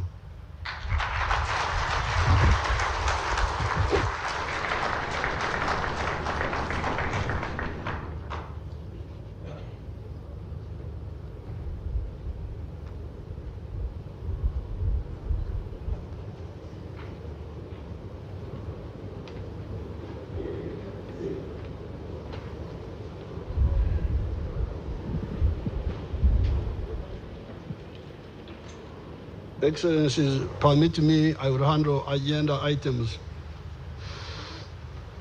3 and 4 together.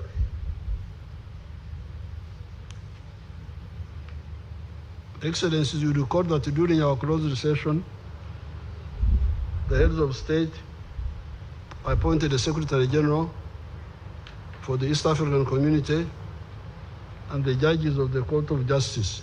We now proceed to witness the swearing-in of the appointed persons.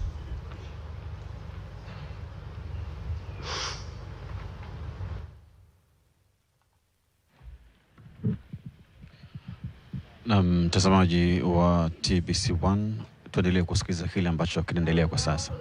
Introduce the new Secretary General to the plenary that has been appointed by the summit, and I will request the Registrar of the Court to prepare for the swearing-in of the Secretary General and the judges appointed. Her Worship, the Acting Registrar, Christine, be on standby to administer the oath of allegiance and oath of secrecy for the Secretary General and the judicial oath for the judges in that order. Excellencies, I will introduce the person that you have appointed to this plenary. He was born on 12th August 1968 in Kinondoni, Dar es Salaam.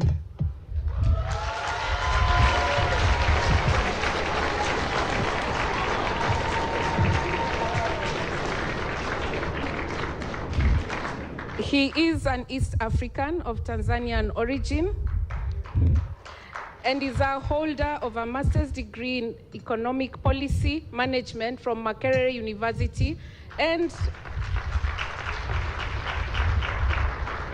a bachelor degree of arts in economics from the University of Dar es Salaam. He defines himself as highly motivated, conscientious, and committed civil servant with 28 years experience in civil service. The incoming Secretary General is well vested with a wealth of knowledge and experience on EAC integration, capacity building, with results of 19 years engagement on it. He has been steering the Tanzanian delegation in the Coordination Committee, meeting of senior officials of the EAC Council of Ministers, meeting of the EAC Sectoral Council at senior officials levels, leading Tanzanian experts in EAC technical meetings ranging from political, peace, security, finance, and administration initiatives, among others. During his 19 years of engagement in EAC activities, he has actively participated in negotiations of various legal and policy instruments as team member or leader of Tanzania delegation. At national level, he coordinates public and private sectors institutions participating in EAC meetings, as well as implementation of Summit Council sectoral decisions and directives in Tanzania. He boasts of his financial and human resource management skills and management team leader, director, and accounting officer, where at the ministry, clean audit certificates have been received for consecutive last 4 years. With your permission, Excellencies, allow me to ask Ambassador Stephen Patrick Bundi to stand up.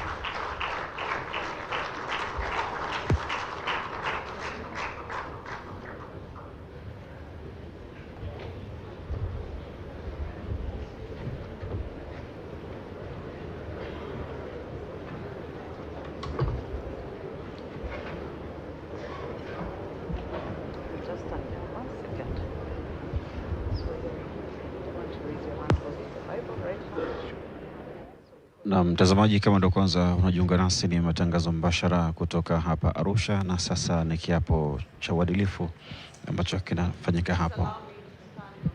Already established protocols.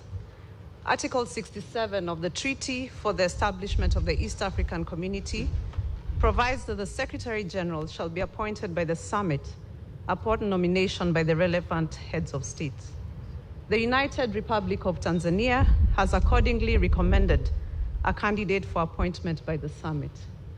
My name is Christine Mutimura, the Acting Registrar of the East African Court of Justice. And my role today is to administer the oaths of the Secretary General and the judges of the East African Court of Justice as provided for in Section 3 of the East African Community Oaths Act of 2019. Your Excellencies, the Secretary General and the judges shall take 2 oaths, the oath of allegiance and the oath of secrecy. The oaths are pledged by them to bear true allegiance to the East African community and to truly serve the community without fear or favor as Secretary General and as judges of the East African community. Allow me now, Your Excellencies, to proceed with the administering of the oaths of the incoming Secretary General from the United Republic of Tanzania, Mr. Stephen Patrick Mbundi.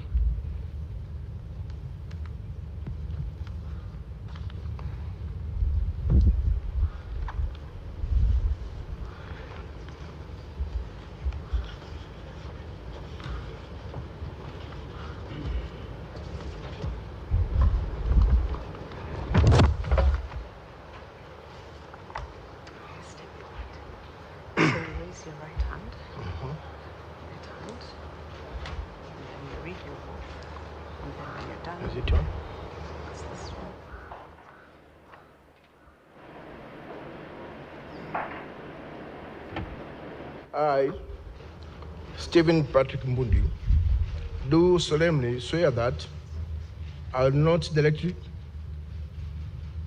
or indirectly communicate or reveal any matter to any person which shall be brought under my consideration or shall come to my knowledge during the discharge of my duties, except as may be required for the discharge of my official duties or as may be specifically permitted by the Summit of Heads of State and the Council of Ministers.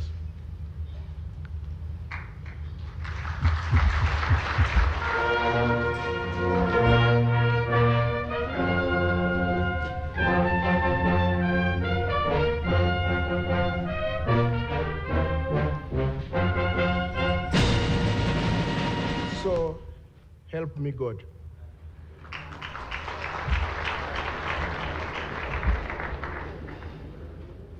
I, Stephen Patrick Mbundi, having been appointed Secretary General of the East African Community, do solemnly swear that to exercise loyalty, discretion, and conscience in the performance of the function entrusted to me in accordance with the provision of the Treaty for the establishment of the East African Community, and regulate my conduct with the interests of the community and not to seek or accept instruction in regard to the performance of my duties from any partner states or other authority external to the community. So help me God.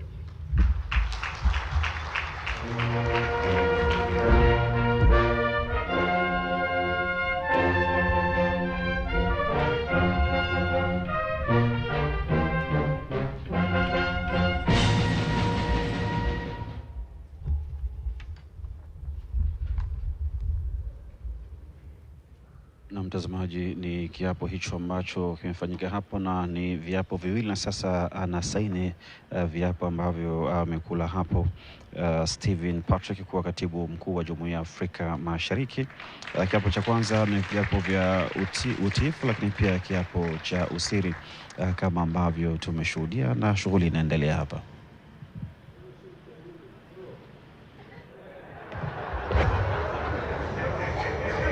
Jo upate baraka. Jumuiya ya Afrika Mashariki amemwita kwa ajili ya kwenda kupata baraka kwa viongozi wa nchi wanachama Jumuiya ya Afrika Mashariki na kuwapa mikono kwa hatua hii ambayo amefika, na kuwapa mikono viongozi mbalimbali, mpasa Rais Dr. Samia Suluhu Hassan, anampa Rais wa Jamhuri wa Somalia na mwakilishi mbalimbali hao, na pia wakiwa wanapewa mikono mara baada ya kula kiapo cha utiifu na kiapo cha usiri.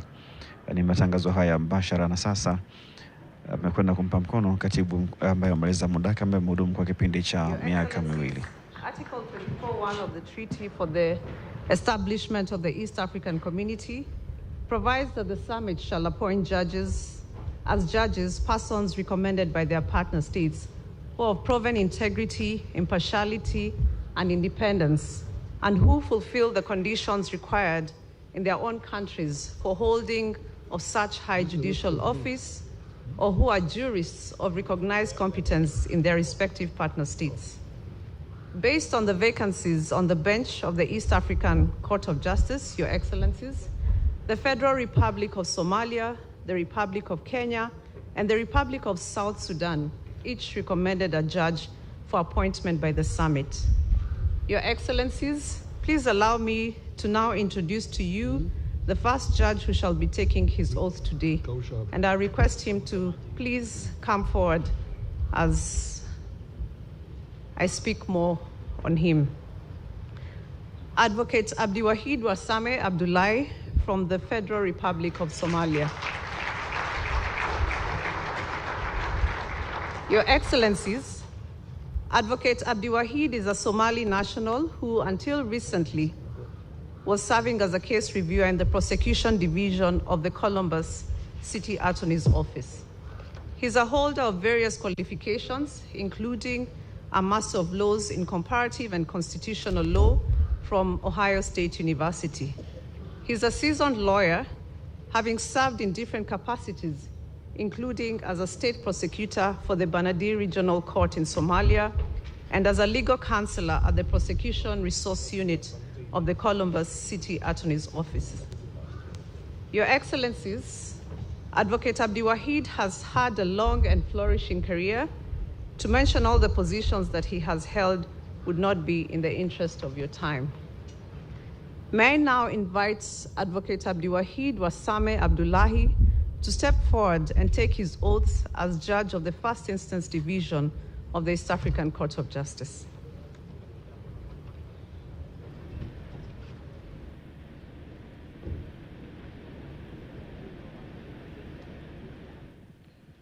Kutoka Jamhuri ya Nchi ya Somalia, Abdul Wahid anakwenda kula kiapo kama jaji wa Afrika Mashariki, kiapo ambacho kinasimamiwa hapo na kuhudhuriwa ama kushuhudiwa na viongozi mbalimbali.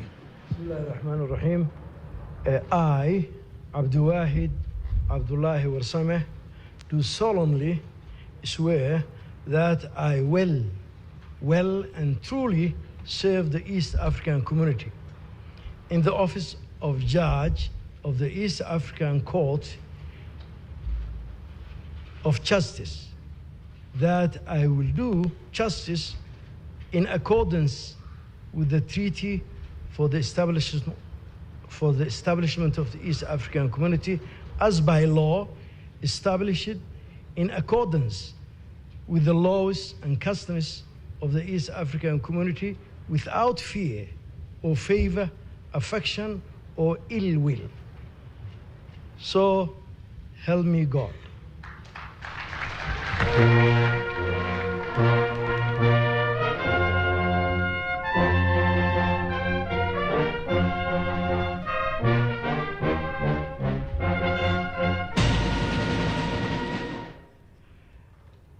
I, Abdul Wahid Abdullahi Warsame, do solemnly swear that I will be faithful and pay true allegiance to the East African community, and that I will preserve, protect, and defend the treaty for the establishment of the East African community as by law established. So help me God.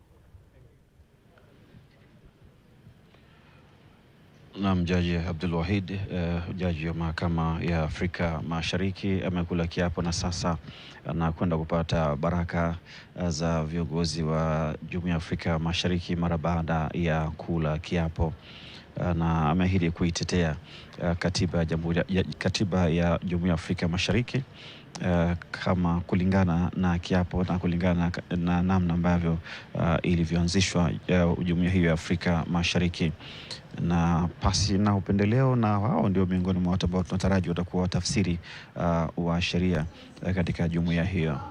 Introduce to you the second judge who shall be taking her oath today, the Honorable Anne Atieno Amadi, CBS, from the Republic of Kenya. Honorable Amadi was until recently serving as an advocate of the High Court of Kenya.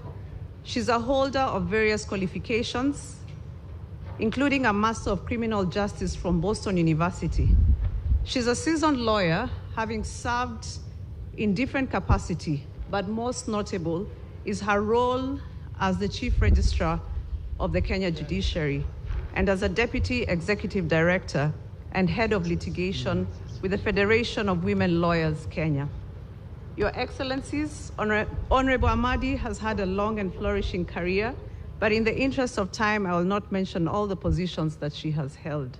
May I now invite Honorable Anne Atieno Amadi, CBS, to come forward and take her oaths as judge of the First Instance Division of the East African Court of Justice.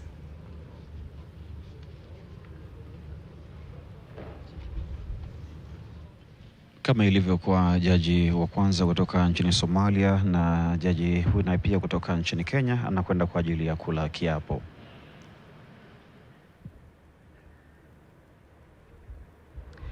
I, Anne Atieno Amadi, do solemnly swear that I'll be faithful and bear true allegiance to the East African community, and that I will preserve, protect, and defend the treaty for the establishment of the East African community as by law established. So help me God.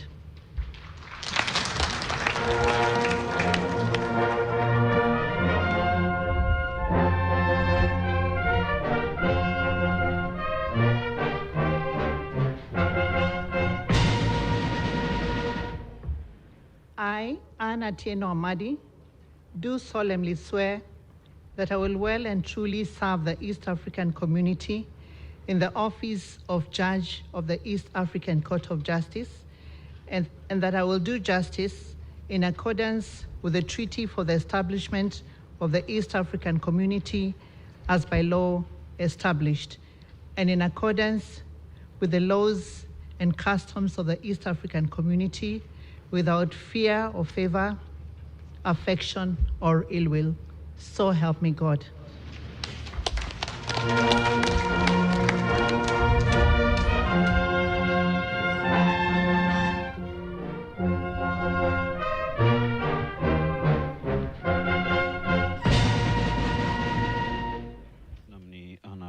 Hamadi huyo kutoka nchini Kenya amekula kiapo kuwa jaji wa mahakama ya Afrika Mashariki, na nikwambie tu kwamba mtazamaji anakwenda sasa kupata baraka kutoka kwa viongozi mbalimbali ambao wamehudhuria nchi wanachama Jumuiya ya Afrika Mashariki. Lakini nikwambie kuteuliwa kwa majaji hawa wanatoka katika nchi wanachama Jumuiya ya Afrika Mashariki, ndipo fursa hii wanaipata, na hii leo sasa wanakula kiapo na wanapata baraka kwa viongozi hao wa Jumuiya ya Afrika Mashariki, lakini pia kwa wawakilishi. Hiyo yote ni kuona namna ambavyo mambo yanakwenda kwa uwazi na viapo vimefanyika kwa uwazi. Na huyu ni kutoka nchini Kenya, majaji wawili, mmoja kutoka Somalia na huyu wa pili kutoka nchini Kenya. Allow me now to introduce to you the third judge who shall be taking his oath today, the Honorable Justice Diego Stephen Abraham, here from the Republic of South Sudan.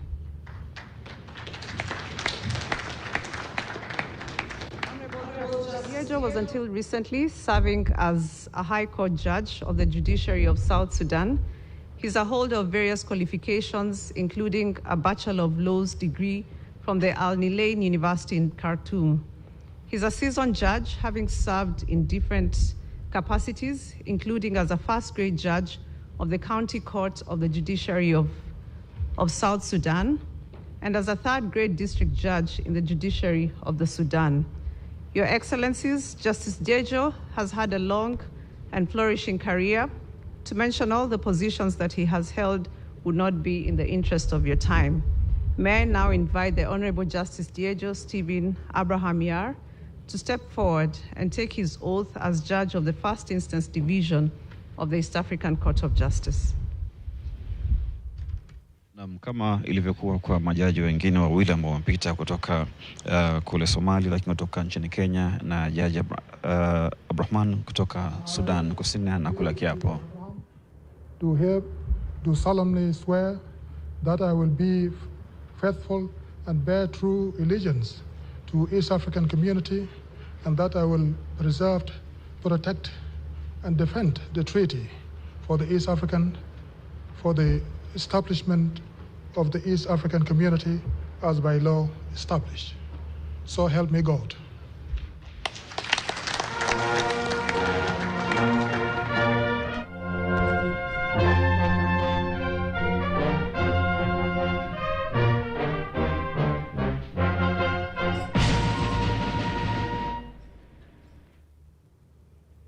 I, Dejo Stephen Abraham, do solemnly swear that I will well and truly serve the East African community in the office of judge at the East African Court of Justice, and that I will do justice in accordance with the treaty for the establishment of the East African community as by law established, and in accordance with the laws and customs of East African community, without fear or favor, affection or ill will. So help me God.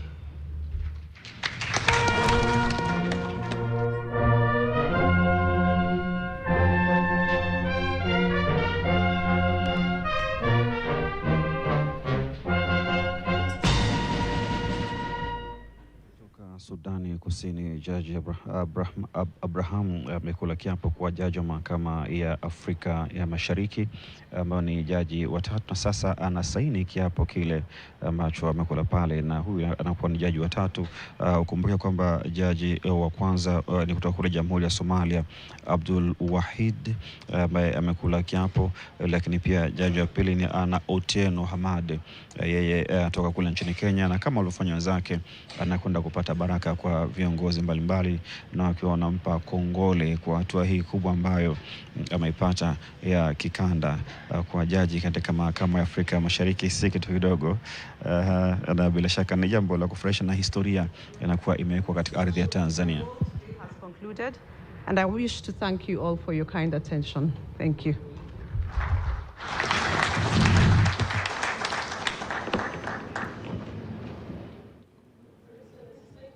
Worship the Registrar of the East African Court of Justice.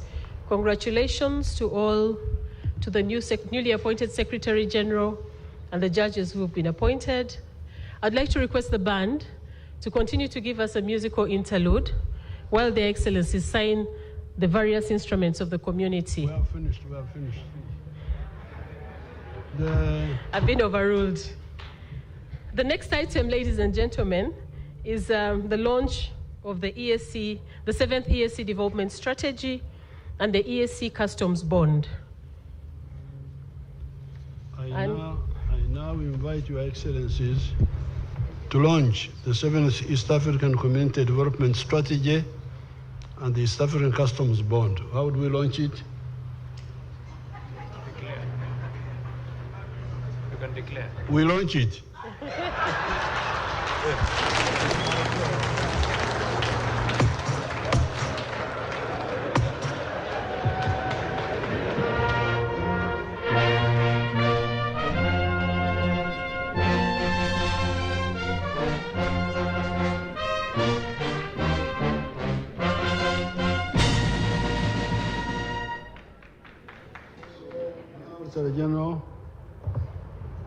Secretary General, do something else.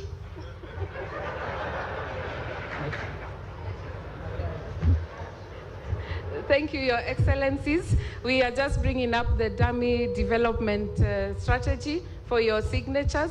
I request you assist with bringing it up. It is representative of our 7th development strategy, whose theme is focused on deepening integration. You can assist us with the video for the launch of the strategy.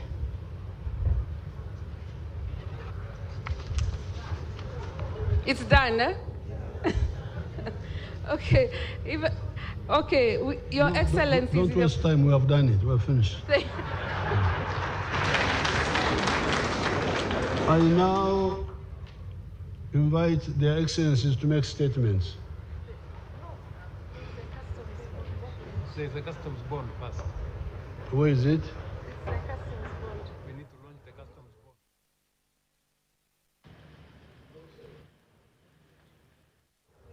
Oh, okay. Just one moment. Where is the screen? What do we do? Thank you, Chair. We request for your indulgence for 2 things. For the launch of the East Africa Customs Bond, which is a big milestone as was outlined earlier. That one does require video, so kindly please let us pull it up. And then the students who are being awarded by their excellencies for the essays, you'll be making your way here as the video is played. Do we have the video ready?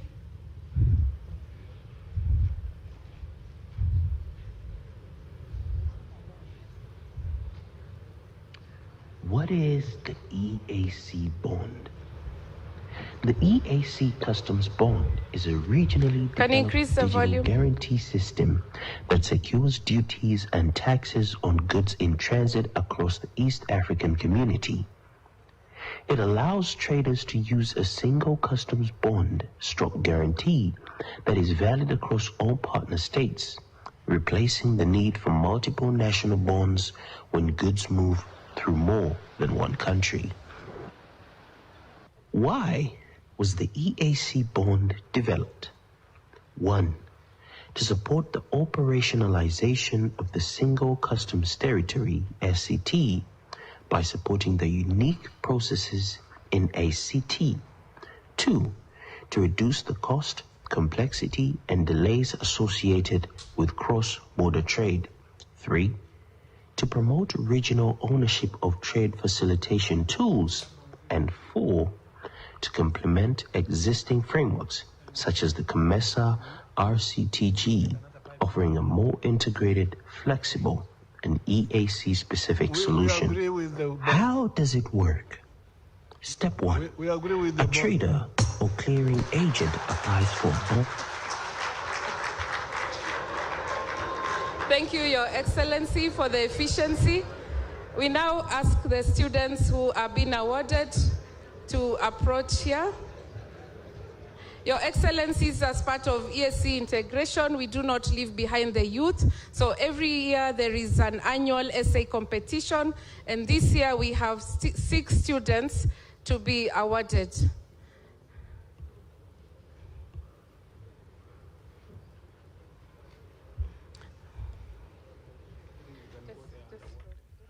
Na wanafunzi 6 ambao wamefanya vizuri katika uandishi wa insha wa Jumuiya ya Afrika Mashariki wanakwenda kupata tuzo kutoka kwa mwenyekiti mpya Mheshimiwa Yoweri Museveni. Anakwenda pale kwa ajili ya kutoa tuzo kwa wanafunzi hawa ambao wamefanya vizuri, na awali amesema kwamba Jumuiya ya Afrika Mashariki hawaachi vijana mbali. And I will read. Your Excellencies, in this session we present to you the winners of the 2024 EAC Essay Writing Competition. The essay competition has been undertaken by the EAC annually since 2004, when it was introduced by the summit. It is part of the wider EAC outreach program aimed at enhancing the awareness of school-going population on the developments in the EAC integration. Secondary school students from the EAC partner states are presented with a topic on contemporary issues in the community, on which they develop essays between 1,000 to 1,500 words in either English, French, or Kiswahili languages. Your Excellencies, the essays have gone through national and regional adjudication. Okay. I will go to the names. The sixth, in position 6, is Shemezimana Nadine. That's number 6.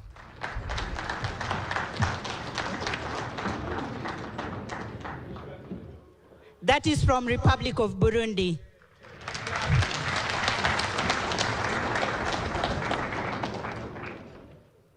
At position 5 is Katerega Ronald from Republic of Uganda.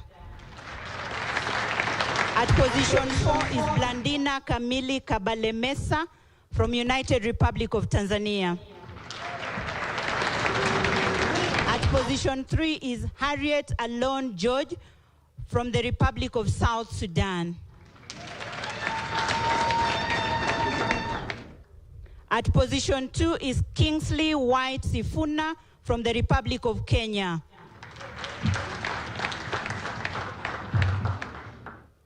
And the winner is Atete Kagorora from the Republic of Rwanda.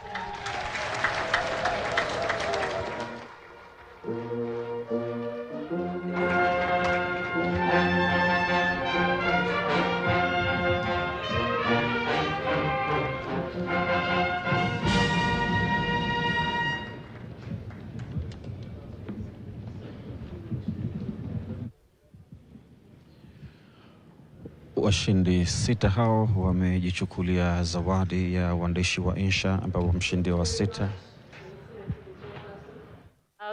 We have teachers who came with these students.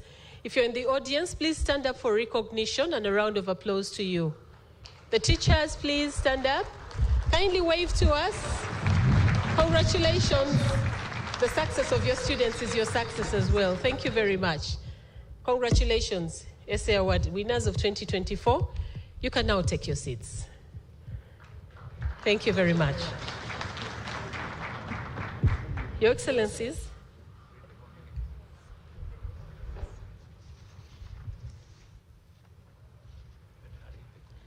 Your Excellencies, the last item will be to read the communique of today's meeting. Your Excellencies, I wish to move that the communique be, you want to read it? I will now invite the Secretary General to present the draft communique to the Excellencies.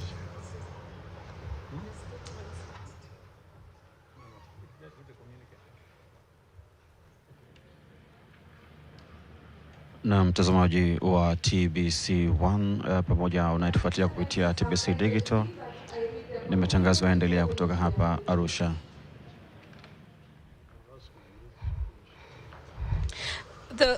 The East African Community Heads of State, Their Excellencies William Samoei Ruto, President of the Republic of Kenya, Evariste Ndayishimiye, President of the Republic of Burundi, Samia Suluhu Hassan, President of the United Republic of Tanzania, Yoweri Kaguta Museveni, President of the Republic of Uganda, Hassan Sheikh Mohamud, President of the Federal Republic of Somalia, Right Honorable Justine Nsengiyumva, Prime Minister of the Republic of Rwanda, representing His Excellency Paul Kagame, President of the Republic of Rwanda, Honorable Mande Semaya Kumba, Minister of Foreign Affairs and International Cooperation, representing His Excellency Salva Kiir Mayardit, President of the Republic of South Sudan, Honorable Floribert Anzuluni,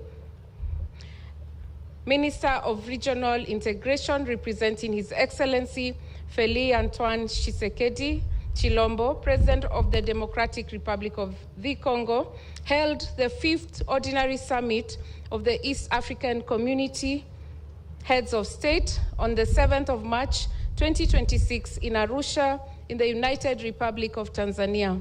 The heads of state met in a warm and cordial atmosphere. The summit received a progress report on the implementation of the previous decisions relating to the EAC-led Nairobi process on the restoration of peace in Eastern Democratic Republic of the Congo, and a took note of the progress made in restoring peace and stability in Eastern Democratic Republic of Congo. B, commended His Excellency Dr. William Samoei Ruto, CGH, President of the Republic of Kenya and Chairperson of the East African Community, for steering the implementation of the decisions of the summit relating to the peace and security situation in Eastern DRC and coordination of the process. C, called on all parties to the conflict to cease hostilities and observe immediate ceasefire while recommitting to peaceful resolution of their differences. D, urge the African Union to provide requisite financial and logistical resources to the AU-led mediation process on Eastern DRC to ensure expeditious and sustainable engagement of the process till conclusion. E, took note of the efforts of His Excellency Yoweri Kaguta Museveni, President of the Republic of Uganda, under the International Conference of the Great Lakes Region, and agreed that all initiatives and recommendations arising under the ICGLR should be channeled through the African Union. Number 3, received the report of the Council of Ministers for the period 30th November 2024 to 31st December 2025 and commended the Council for the progress made in implementing the programs and projects of the community, and A, vacated their decision of the 23rd meeting of the summit adopting a sustainable financing of the East African Community on 65% equal contribution and 35% assessed contributions financing formula, and adopted a new financing formula for the community of 50% equal partner contribution and 50% assessed contributions, and directed the partner states to implement the formula with effect from 1st July 2026 without fail and without further consultations by the Council of Ministers. B, decided to waive as a one-off 50% of all arrears due to all partner states due to the prevailing circumstances in all partner states, on the condition that the 50% is paid within 2 years from 7th of March 2026. C, directed the Council to finalize the schedule of sanctions, taking into account the new financing formula adopted by the summit, and report to the 26th meeting of the summit.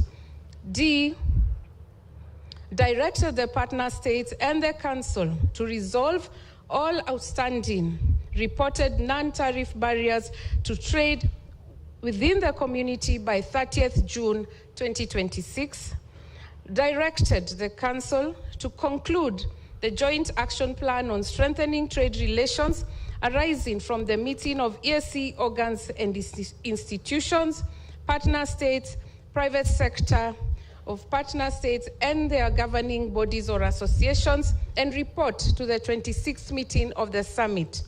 F, directed Roman 1, the Republic of South Sudan to conclude domestication of the treaty to facilitate effective implementation of programs and activities of the community. Roman 2, the Federal Republic of Somalia and the Democratic Republic of the Congo to fast-track domestication of the treaty to facilitate effective implementation of programs and activities of the community. Roman 3, the Council to conclude negotiations on the roadmap for integration of the Democratic Republic of the Congo into the community before 30th June 2026.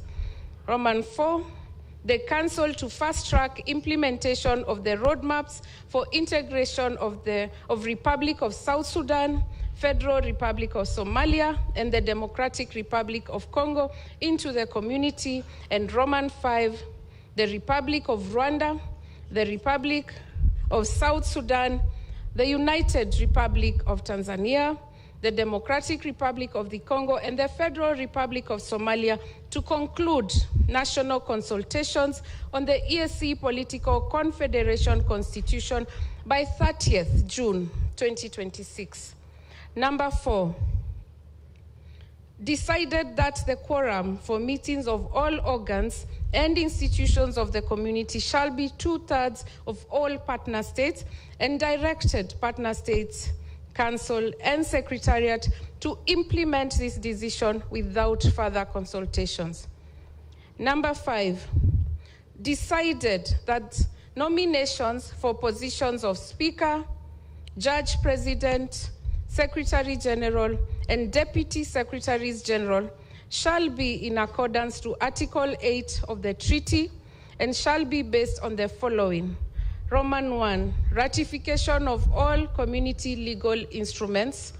Roman 2, domestication of the treaty. And Roman 3, full implementation of the roadmap for the integration of a partner state. Number 6, decided that the members of the East Africa Legislative Assembly serving in the community should be paid by their respective national assemblies with effect from the December 2027 after the end of the tenure of the current assembly. Number 7, received the report from the Secretary General on the management and operations of the organs and institutions of the community and decided to increase the remuneration of the staff in the organs and institutions of the community by 2% with effect from January 2027. Number 8, the summit launched the 7th EAC Development Strategy 2026-27 to 2030-2031 and directed the Council and Secretariat to mobilize resources for its implementation. Number 9, the summit launched the EAC Customs Bond and directed the Council and partner states to roll out the EAC Customs Bond to facilitate trade. Number 10, the summit assented to A, the East African Community Appropriation Bill 2024, and B, the East African Community Statistics Bureau Bill. Number 11, the summit thanked Honorable Veronica Mweninduva for her dedicated service rendered to the community and wished her well in her future endeavors. Number 12, the summit appointed Ambassador Stephen Patrick Bundi from the United Republic of Tanzania as the new Secretary General of the community for a 5-year non-renewable term with effect from 25th April 2026. The summit, number 13, renewed the appointment of Honorable Andrea Arik Malueth as Deputy Secretary General Infrastructure, Productive, Social and Political Sectors with effect from 17th June 2026, and Ms. Annette Mtawe Semwemba as Deputy Secretary General, Customs, Trade and Monetary Affairs with effect from 1st August 2026.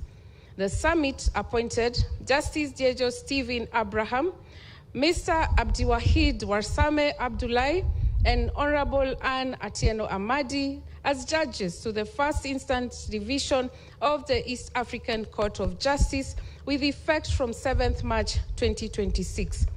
Number 15, the heads of state congratulated and awarded certificates to the winners of the 2024 EAC Secondary Schools Essay Competition and commended them for their keen interest in the EAC integration process. Number 16, the summit commended His Excellency Dr. William Samoei Ruto, CGH, President of the Republic of Kenya, for his exemplary leadership during his tenure as the chairperson of the summit. Number 17, the summit decided that the Republic of Uganda will be the chairperson of the community, while the Republic of Rwanda will be the rapporteur. And finally, number 18, the heads of state thanked Her Excellency Samia Suluhu Hassan and extended their gratitude for the warm and cordial hospitality accorded to them and their delegations during their stay in the United Republic of Tanzania. Their Excellencies appended their signatures to this communique dated 7th March 2026, Arusha, United Republic of Tanzania. I submit. I thank the Secretary General for reading the communique, but before we adopt it, I want to invite their excellencies to make statements, starting with our host.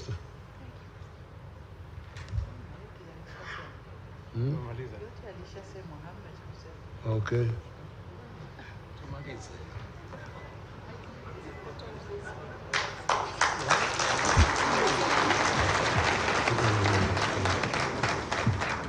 So I now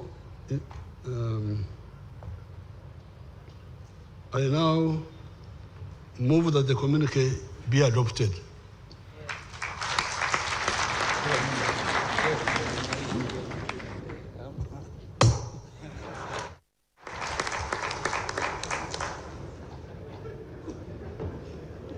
Your Excellencies, we have come to the close of the 25th meeting of the summit. I wish to thank our host, Her Excellency Mama Samia Suluhu Hassan, for the hospitality extended to our delegations. And I wish all delegations safe travels back home. Thank you so much.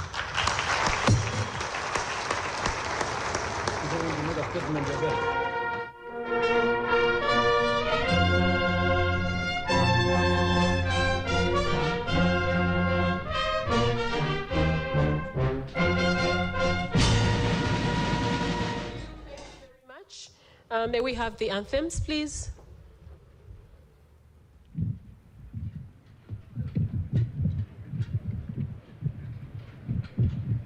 Na mtazamaji wa TBC1, ni mkutano ambao umekuwa na faraja na umekuwa na mafanikio na kutoa mwelekeo wa changamoto mbalimbali ambazo zilikuwa zikiwakabili katika Jumuiya ya Afrika Mashariki. Lakini miongoni mwa vitu vikubwa ambavyo vimefanyika hii leo ni uzinduzi wa mfumo wa dhamana ya forodha ya kikanda ya Jumuiya ya Afrika Mashariki.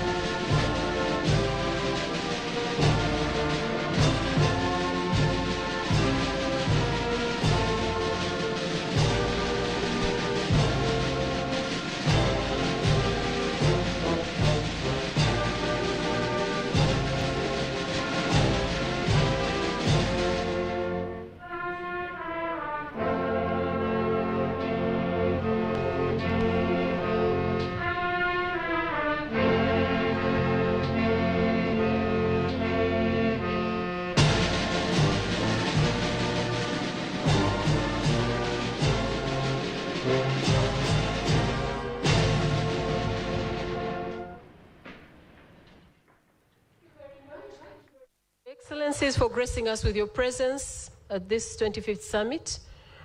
Thank you, honorable ministers, distinguished delegates, all protocol observed. We've come to the end of the event. We wish you journey masses back home. Thank you. Wa TBC, mkutano huu wa 25 wa kawaida wa wakuu wa nchi wa Jumuiya ya Afrika Mashariki ndio unafikia tamati hivyo kwa siku hii ya leo, kutoka hapa katika makao makuu ya katika kituo cha mikutano cha kimataifa jijini Arusha. Miongoni mwa mambo mbalimbali ambayo yamefanyika hii leo ni pamoja na uzinduzi wa mfumo wa dhamana ya forodha ya kikanda, yani East Africa Custom Bond, ili kurahisisha usafirishaji wa bidhaa mipakani, lakini pia kupitisha mkakati wa maendeleo wa Afrika Mashariki 2026-2031 ambao unalenga ushindani wa kiuchumi na maendeleo ya kikanda na kujadili changamoto za kifedha za Jumuiya ya Afrika Mashariki na mfumo wa michango ya wananchi ama nchi wanachama. Na tunaona viongozi mbalimbali mara baada ya kutamatika wakiwa wanateremka namna hiyo.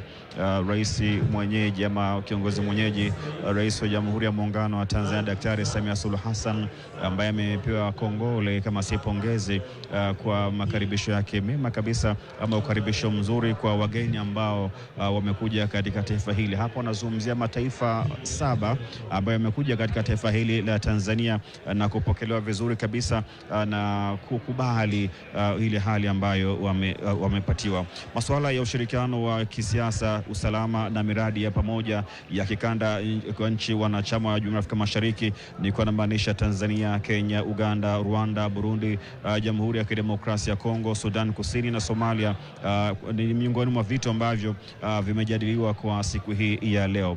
Mbali na kujadiliwa kwa mambo hayo, lakini pia hii leo tumeshuhudia mwenyekiti ambaye maliza muda wake akabidhi mwenyekiti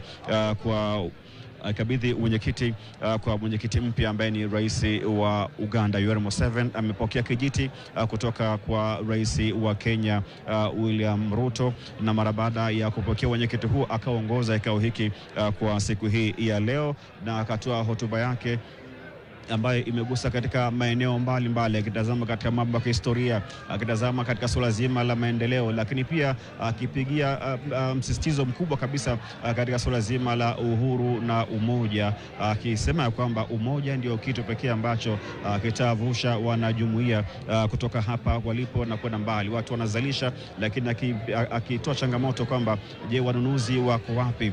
Tunaona hapo mwenyekiti ambaye amaliza muda wake William Ruto akipanda katika gari ambayo ilimleta akiwa anatoka katika eneo hili. Lakini pia mbali ya mwenyekiti kupatikana mwenyekiti mpya, lakini pia hilo tumeshuhudia katibu mkuu mpya wa Jumuiya ya Afrika Mashariki kila kiapo, na husi mwingine Stephen Patrick. Pia kuna majaji ambao wamekula kiapo kwa siku hii ya leo, ambao wa kwanza ni kutoka kule nchini Somalia Abdul Wahid ambaye amekuwa jaji wa mahakama ya Afrika Mashariki. Pia Ana Otieno Hamadi kutoka nchini Kenya, pamoja na Abraham kutoka kule Sudan pia amekula kiapo kwa siku hii ya leo, na tunaona viongozi namna hiyo wakiwa wanaondoka katika eneo hili. Na nikwambia kwamba mkutano huu hii leo umechukua watu zaidi ya 600, miongoni mwao 400 ni nchi wa Jumuiya ya Afrika Mashariki, lakini pia watu 200 ni kutoka katika mataifa mbalimbali ikiwemo wadau wa maendeleo na washirika mbalimbali ambao pia nao wamehudhuria katika mkutano huu ambao umefanyika katika mkoa huu wa jiji hili la Arusha. Na nilikwambia kwamba majaji wapya wa mahakama ya haki Afrika Mashariki ambao wameapishwa, ambao wamekula kiapo kwa siku hii ya leo, wapisho wao kwa majaji hao ni sehemu ya kuimarisha taasisi za kisheria za Jumuiya ya Afrika Mashariki na kuhakikisha utawala wa sheria ndani ya jumuiya hiyo. Lakini pia majaji hao wanateuliwa kutoka nchi wanachama wa Jumuiya ya Afrika Mashariki ambazo ni Tanzania, Kenya, Uganda, Rwanda, Burundi, Sudan Kusini, Jamhuri ya Kidemokrasia ya Kongo pamoja na Jamhuri ya Somalia. Majaji ambao wamekula kiapo watadumu katika vitengo viwili vya mahakama ya Afrika Mashariki, ambao ikiwa cha kwanza ni First Instance Division ya kusikiliza kesi kwa mara ya kwanza, lakini pia kushughulikia swala zima la rufaa. Hatua hiyo inalenga kuongeza ufanisi wa utoaji wa haki na kupunguza mlundikano wa kesi na kuimarisha tafsiri ya sheria za Jumuiya ya Afrika Mashariki. Naona rais wa Burundi huyo Evariste Ndayishimiye na ikiwa anaondoka katika eneo hili, lakini pia miongoni mwa vitu ambavyo vimezungumzwa katika swala zima la uchangiaji katika jumuiya hii, wametazama sasa kwa wale ambao wananufaika sana na uchumi wao uko juu, kuona na wao pia kuchangia sana, na kwa wale ambao uchumi wao uko chini, kuna namna ambavyo jicho la huruma limewatazama kwa namna moja ama nyingine, na kama na yale madeni ambayo walikuwa nayo, basi madeni hayo yamepunguzwa 50% na watatakiwa kulipa 50% nyingine ambayo imebaki. Tumekuwa hapa katika eneo hili la kituo cha mikutano cha kimataifa hapa jijini Arusha, ambapo mambo mbalimbali majadiliwa hapa. Tumeshuhudia wanafunzi ambao wamechukua zawadi, lakini pia awali tumezungumza na mawaziri mbalimbali. Mwakilishi kutoka Rwanda, waziri mkuu huyo naye ikiwa anatoka katika eneo hili, na nikumbushe miongoni mwa vitu ambavyo alivizungumza mwenyekiti mpya kwa maana ya Yoweri Museveni. Alizungumza kwamba kuhusiana na swala zima la utangamano wa kisiasa utaweza kulinda kanda hii na pamoja na rasilimali zake. Yani utangamano wa kisiasa utaweza kuilinda kanda hii ya Jumuiya ya Afrika Mashariki pamoja na rasilimali zake.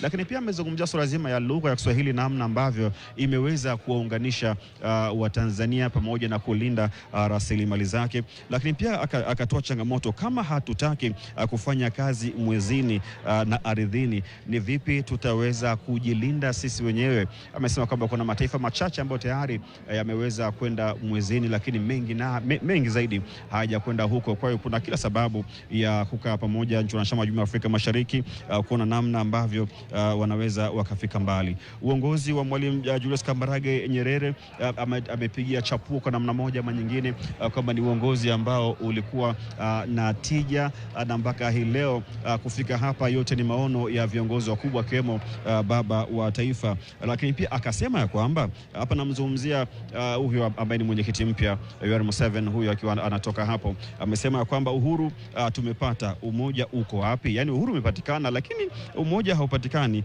na akasema kwa sasa yani watu wana uhuru lakini umoja haupo.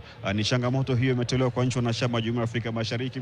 Lakini pia hata mwenyekiti ambaye amemaliza muda wake William Ruto amezungumza mambo kadha, jitihada ambazo amezifanya katika uongozi wake na kuleta matunda kwa siku hii ya leo, na kutoa na kusema kwamba bila shaka yale yote ambayo yalikuwa yamefikia katika asilimia kadhaa, basi bila shaka mwenyekiti ajaye atakuja kukamilisha ili basi jumuiya hii ya Afrika Mashariki iwe na tija zaidi, na kuleta tija kwa nchi wanachama, lakini pia kwa wananchi ambao wapo katika nchi hizi wa Afrika Mashariki. Lakini pia mbali ya hayo, tumeona kwamba mwenyekiti mpya amezungumza kwamba na ametoa wito kwa vijana kuona namna ambavyo vijana wanaweza wakafanya mambo ya maendeleo. Na tunaona ndio wanaondoka hapo Yoweri Museveni, mwenyekiti mpya, mara baada ya kuongoza kikao hiki cha siku hii ya leo, mara baada ya kupewa uongozi wa kuwa mwenyekiti.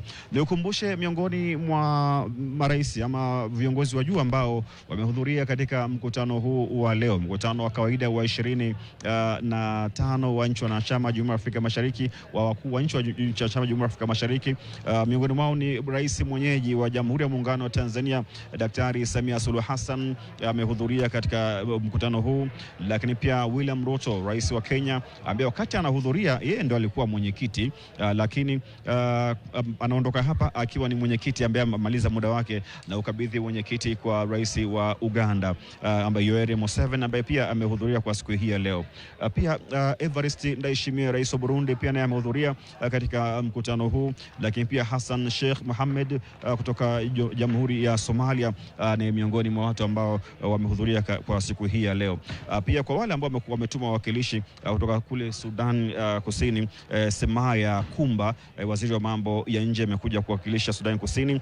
Justin Nsengimvua, huyu ni waziri mkuu wa kule Rwanda. Lakini pia kule Kongo amewakilishwa na waziri Floribert Anzulani, waziri wa ushirikiano wa wa kikanda. Kwa niaba ya wale wote ambao tumeshirikiana nao kukuletea matangazo haya kutokea hapa katika kituo cha mikutano cha kimataifa hapa Arusha tangu majira ya asubuhi mpaka hivi ambapo tunakwenda kutamatisha kwa siku hii ya leo, tuseme hatuna la ziada. Kwa upande wa radio nilikuwa na mwenzangu Betty Tesha. Mimi ni Maulidi Kambaya. Nikurejeshe studio Mikocheni, Dar es Salaam kwa ajili ya matangazo ya kawaida.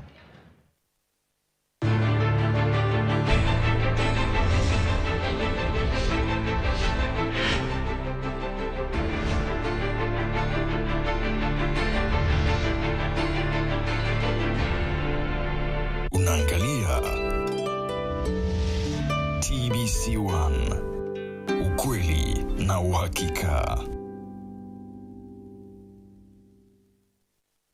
Ni muda wa kukutana na wadau kutoka taasisi mbalimbali za umma na binafsi. Mkutano wa Shitiri 2026 utafanyika jijini Arusha kuanzia tarehe 23 hadi tarehe 27 Machi 2026. Ni wakati wako sasa kushirikiana na TBC kwa njia ya kudhamini mkutano huo, uweze kuwafikia walengwa wako na kukuza biashara yako. Mkutano huo utakuwa mbashara kupitia TBC1, TBC Taifa na mitandao ya kijamii ya TBC. Tafadhali wasiliana nasi kwa barua pepe sales@tbc.go.tz au pia simu namba 0672700637 au 0754763582. Nyote mnakaribishwa.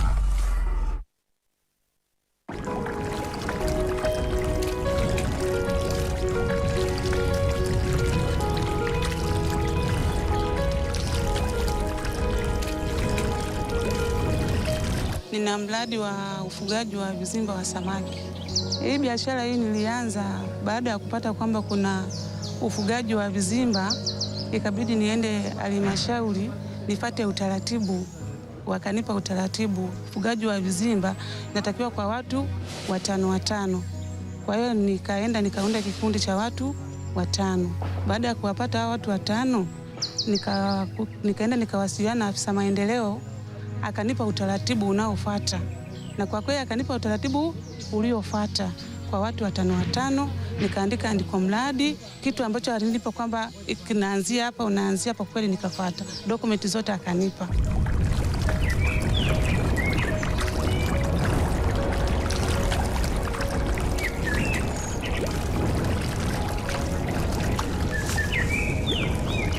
Taeleza katika jamii kipindi cha nyuma tulikuwa watu wapi sana nafasi. Watu wapi nafasi kwa sababu tulikuwa mama ni wa nyumbani, tulikuwa tunajua hivyo, lakini sasa hivi tunaona tunaweza kuungana nao kwa kazi zote, tunafanya kazi zote, tuko kama sawa. Niliona kwamba hizi kazi au kuipatwa hakina ubaguzi. Hata mama anaweza. Wananishangaa mara kwa mara, wengine nasema kwamba mama huwezi, lakini kuna baadhi ambao kama usahau au sehemu ambapo nilipo mpaka dakika hii, wengi wao wameshanizoea, wanakuta napiga kasia, ninaenda kulisha samaki na ninarudi. Mimi kwa upande wangu naona ni jambo la heri mwanamke kuchakarika pamoja na baba wa nyumbani, na tunaomba iwe hivyo. Tusitokee kama kuna utenganifu wa mwanamke labda na mwanaume. Sasa hivi wote tufanye kazi, wote tuko sawa. Vijana wengi wakija tunaongea nao, mama ulianzia wapi hadi kufikia hapa, inabidi niwape utaratibu nilivyoanza. Kwamba mimi nilianzia hapa, nilienda kata, nikakutana na afisa maendeleo, akaniambia kwamba wanapoanzia ni hapa, kaunde kikundi ambaye ni watu wangapi? 5. Mkaandae katiba. Kwa nini nisiende nao sambamba?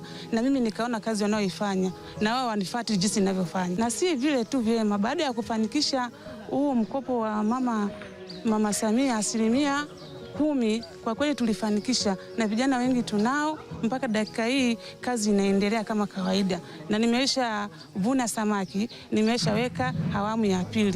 Kwa hiyo kijana yote akija namweka sawa ili hii mbinu haitumie. Na vile vile mimi napiga kasia, ni mwanamke naenda kulisha, ninarudi, wamama wengi naambia kwamba mimi niweze nina nini na nyie mshindwe mna nini.